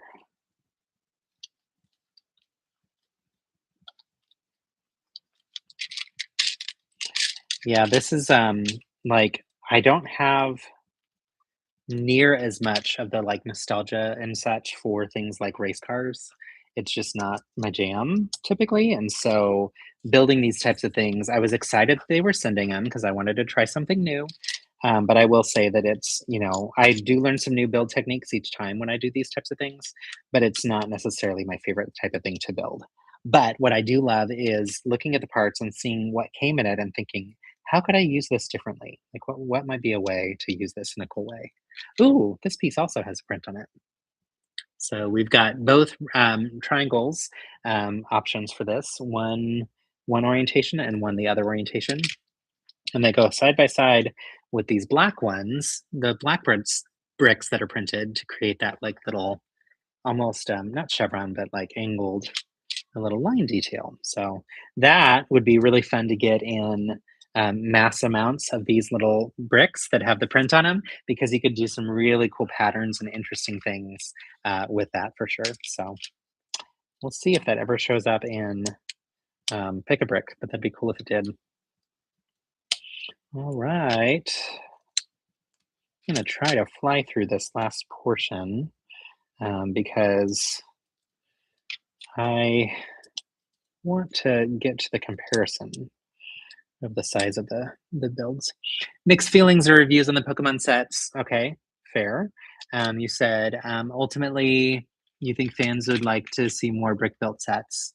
Yeah, I'm curious about that. I feel like people were expecting brick built characters, but I also think I've heard some people say they really want to see minifig scale, and I don't know if they're going to do them at all. So they haven't told me. It's not like I have any insider knowledge that lets me know that per se. But if they did them, I think that would have to be in the next wave. And I think if they did, it really surprises me that they didn't have any in this first wave. So I'm assuming that it's going to be just brick built characters, but I don't know. But I do think it's interesting to hear what people think and to share that with Lego. So, okay, interesting that the way we're connecting these is actually instead of studding them in, we're connecting them with these clips. And so this is going to clip on here on the left. Oh, cool. It makes a very nice little space detail on the inside of them. But one clip there on the left, one on the right, and they can slide towards each other. So it doesn't look like they are supposed to. It looks like they're meant to stay apart. Oh, but on this one, let's see. On this left one, that's where we use the ski. Okay, cool. So ski is going to stick out.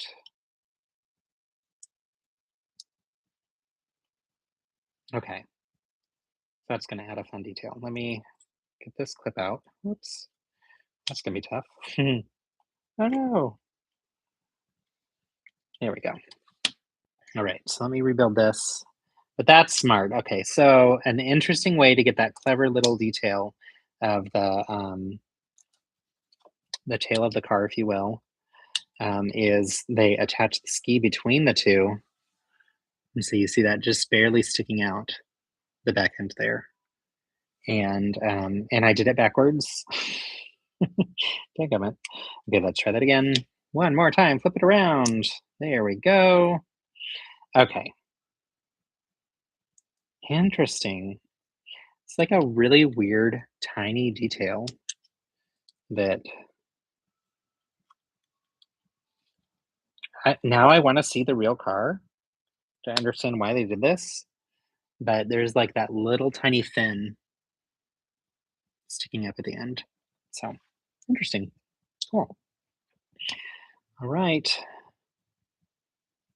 And that goes there. Okay.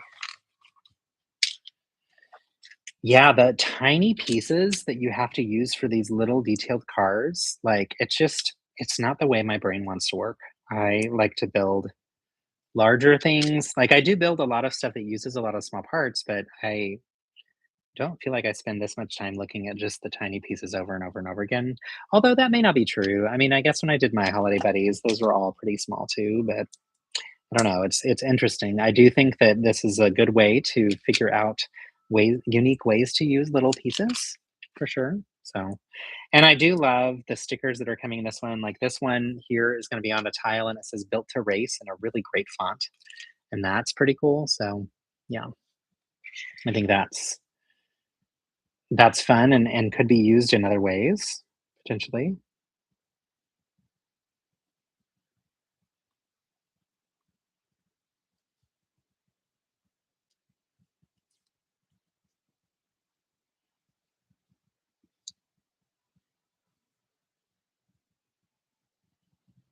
There we go.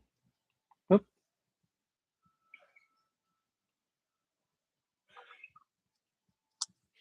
got it. Okay. Here we go. Built to race. That's cool. I like that font too. I think it's a good font to use for this.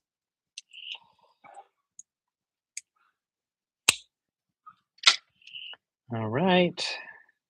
Yeah, like I think one of the cool things about Speed Champions is it teaches you neat connections for builds. So there's definitely merit to it for sure. For builders that don't necessarily build race cars and things, I think there's plenty that you can learn from it, but it's just not typically my jam.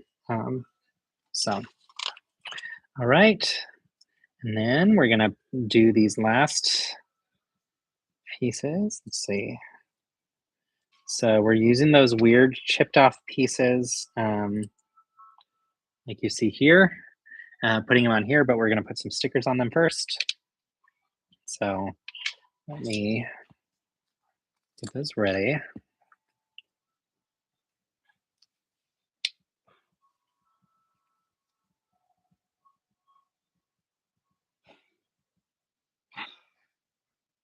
I love on the race car how Lego had them use um, the dots to create the numbers. So number 32, but it's using Lego dots to draw the font. I think that's so smart and just adds to the Lego fun of it all. Okay, so this one's going to go. How does that go? Oh, okay. I think this one goes. Okay, that one goes like that. Okay, cool. Great. And then I also love the like confetti look that they have on the car, but really it's like black dots from Lego as well. So smart little touch that they do to add in the Lego fun to race cars. All right. There goes my ear pod. Which I really use these obviously since I can't hear y'all. I use these more so that you don't hear my dog barking. um, okay. So these are here and here. 32. On the inside, we've got built a race. And this part is going to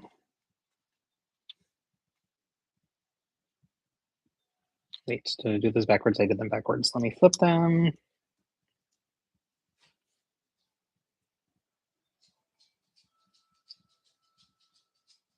And then the builder race is also flipped. Yeah, come on. Let me pop that out.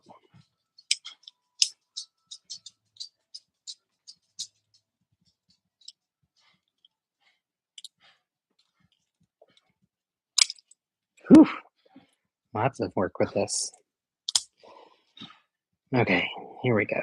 There we go. Almost fixed. Okay, so now this is going to clip on to the back. And it's going to clip on using... Oh, interesting. Okay. So these go forward. Okay. There we go. Oh, my AirPods are like, hey, we're done. We're getting ready to wrap up. So I think that means I'm going to need to get ready to wrap up here too in a minute, which is fine. All right, let me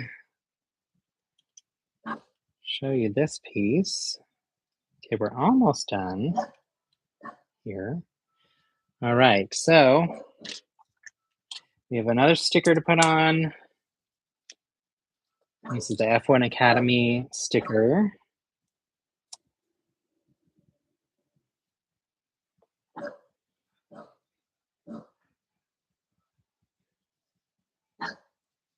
Penny found a neighbor.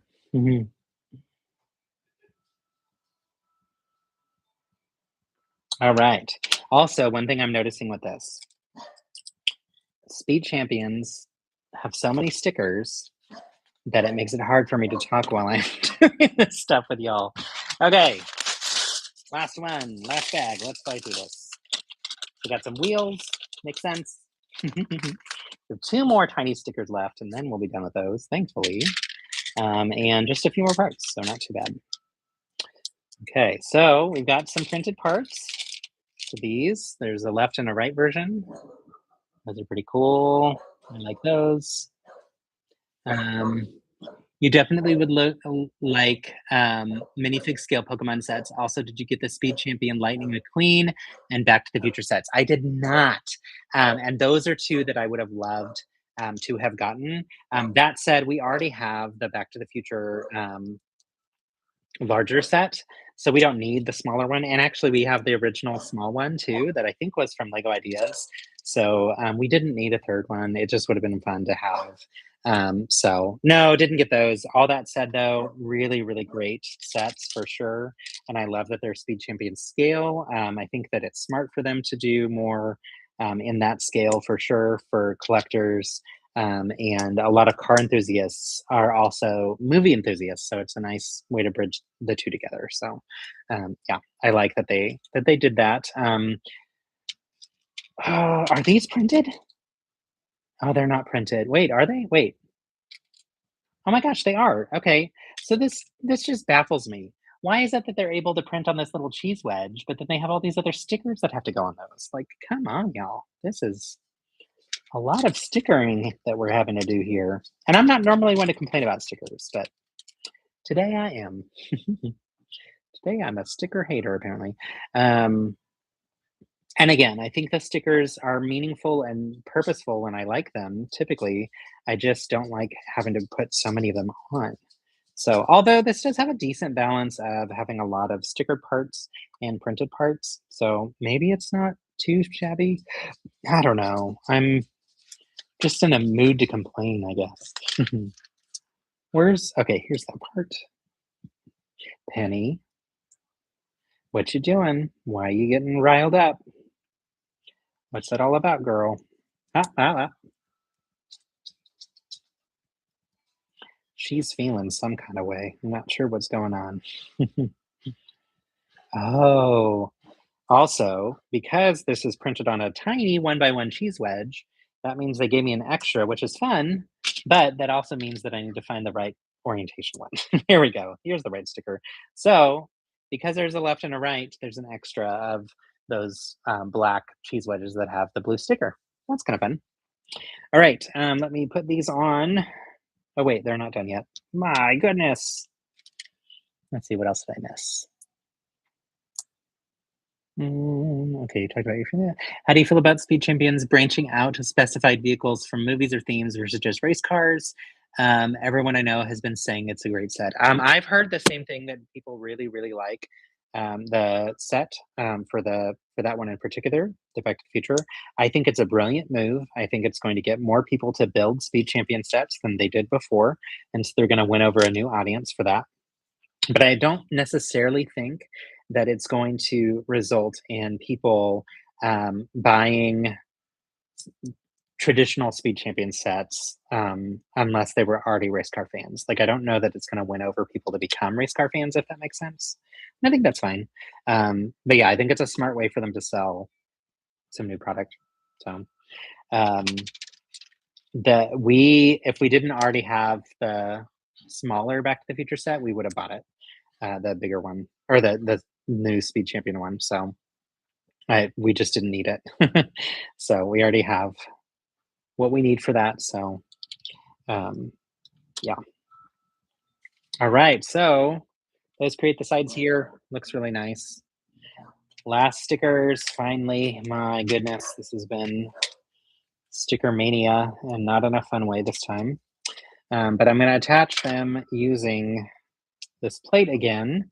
These are on those curved pieces. So I've got 2 of them side by side here, and each one is getting a sticker. Y'all, Penny has been real lively this last part of the live stream.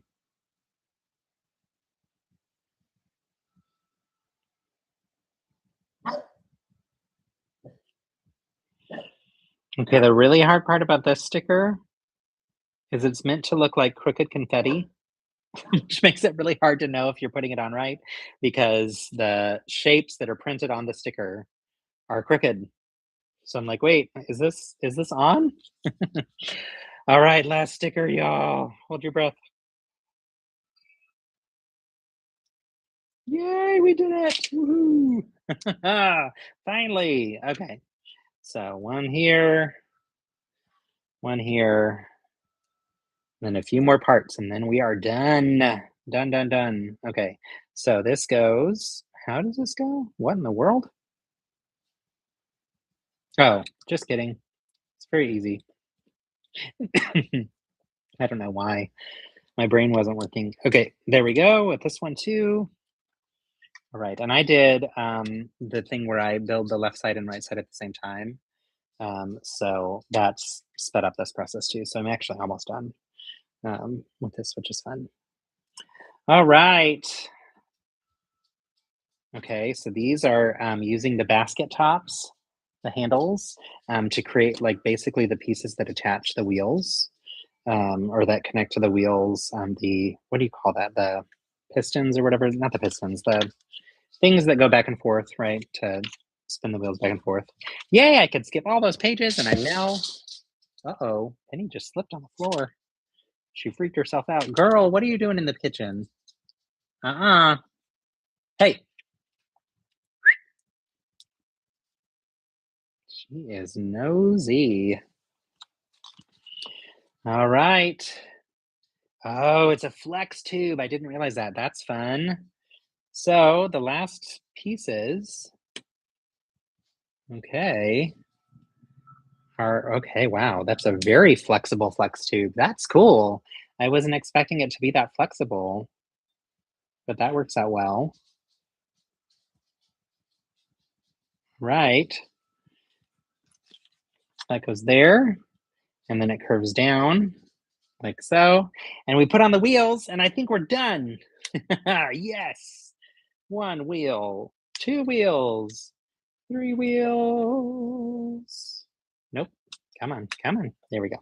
Three wheels and four. Woohoo! All right, let's flip it open. Let's put her in. She needs to get in there. In order to put her in, you have to lift the flex tube piece. You have to raise her arms so that they're up, and then she can sit down. And then that goes down. And now we have our race car. Y'all, this is actually really sleek. And the colors are fantastic. I think honestly, like I'm a huge fan given what this is meant to be. I think it's a great replica of the car that they've created for F1. And I like that there's a lot of printed parts, and I wish that the rest of it were printed. Obviously, I was complaining a lot with the stickers, but a lot of the stickers went on black parts, and black parts don't print well. So I think maybe it was smart to include those as stickers instead. Have you seen they sell 3D printed Speed Champion hooks to hang the cars on the wall? I have. And I've seen some people do some really, really cool designs and such with it. So really, really nice.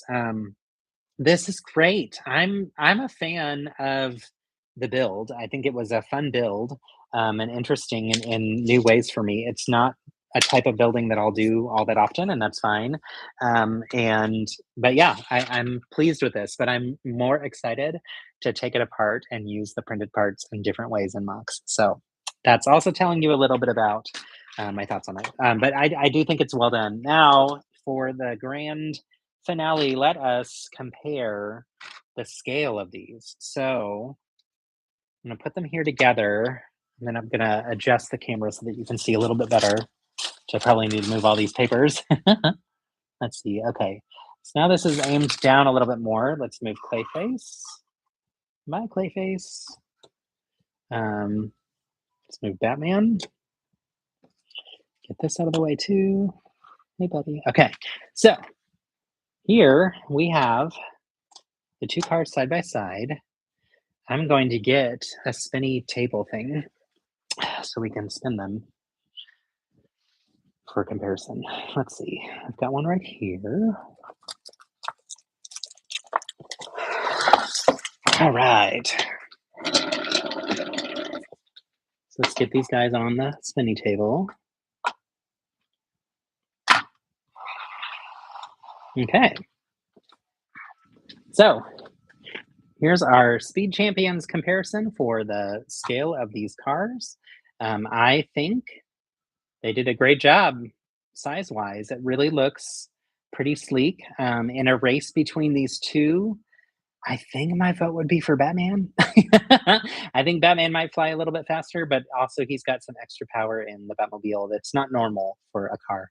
But this is pretty impressive. I think that they did a really good job scale wise. with the Batmobile to fit into the Speed Champions line. So excited to see if Lego is going to go about having more Batmobiles to cover the whole gambit of all of the movies and all of the different eras of Batman to make this work. So, what are y'all thoughts? What are y'all's thoughts? Also, do any of you build Speed Champions? And if so, what are your thoughts there? I'm curious in general about that too. So while we have this spinner out, let's also just have some fun. So we did the comparison between the vehicles. Let's just, why not? It's here. Here you can get a 360 view of the Apocalypse Bird characters we did. See, oh, the just gonna prop up the star there. Yay! riveting footage here. I love these spinner things though for showing off different Lego sets. So that's this piece. Of course, the fun that we had, just the silly fun with the Lego Batman nostalgia from Lego Movie 2. Here we have Clayface. Let's get him posed. He's super sad. Someone ate his sandwich. But really fun details all the way around. I love the texture that they added with all the mud. Mud, of course, for the clay, and love the colors for this. This was a great part set, and I was glad that I have a second one. And then the crown jewel of this line of Batman sets. I'm going to do the camera up a little bit more. So this I'm very excited about because you'll be able to see the way the light plays with it. Y'all, isn't that cool? Like, it's just gorgeous the way the light just kind of catches those different elements of the greebling and gives you some sense of design. Here you can see from the side, you can see the depth of the greebling and how it really sticks out quite a bit. It's not quite a full brick out. Actually, in some places it is because of like the hats and stuff.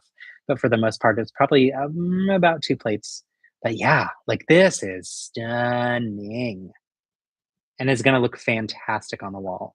I am going to give us a yellow background for this, if I can. Let me dump out all these parts to my spare parts bin that I have here.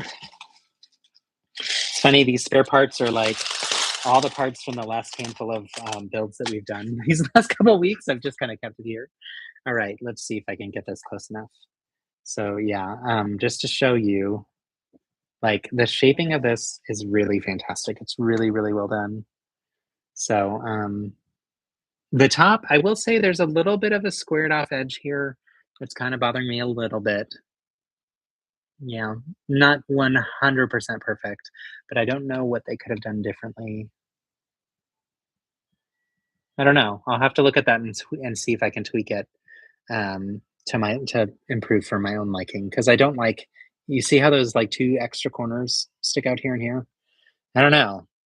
I'm wondering if I did it wrong. To be honest, let me look at the.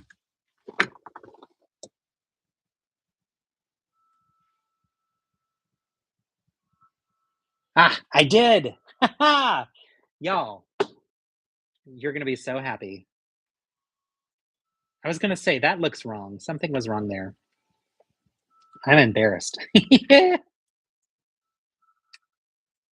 All right, big reveal. Let's fix this, baby. Oh, the designers would be so mad at me if I left it that way and let you all think that it was wrong.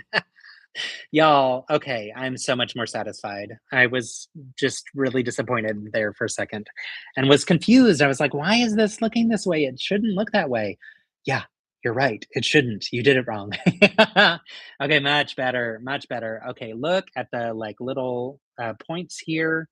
Like this is just so perfect. Okay, I'm much, much happier with this now. Oh, so fun. Okay, y'all.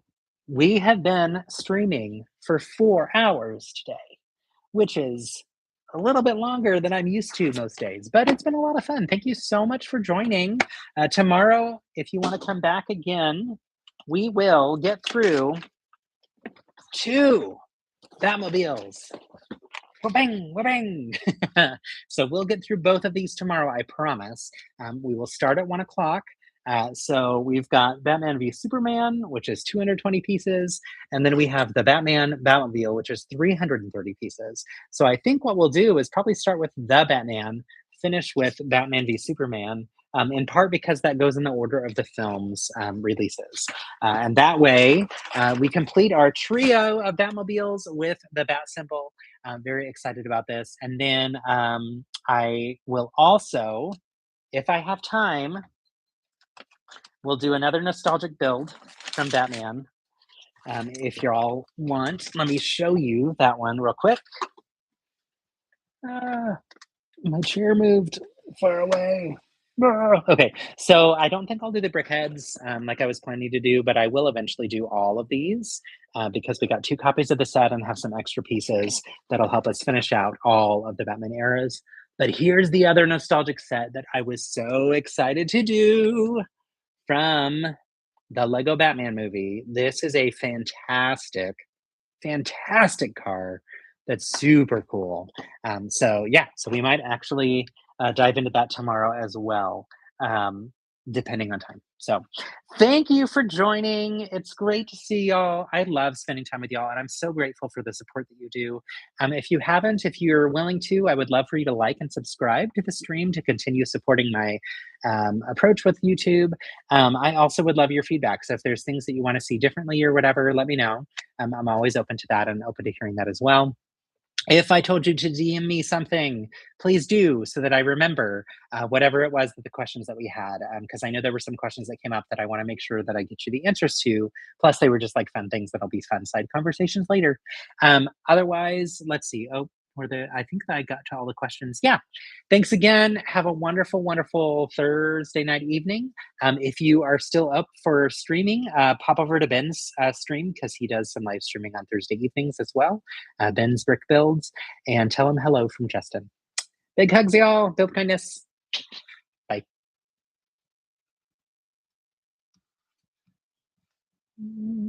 Oh, you know what's funny is I have notifications that have blocked my end stream button.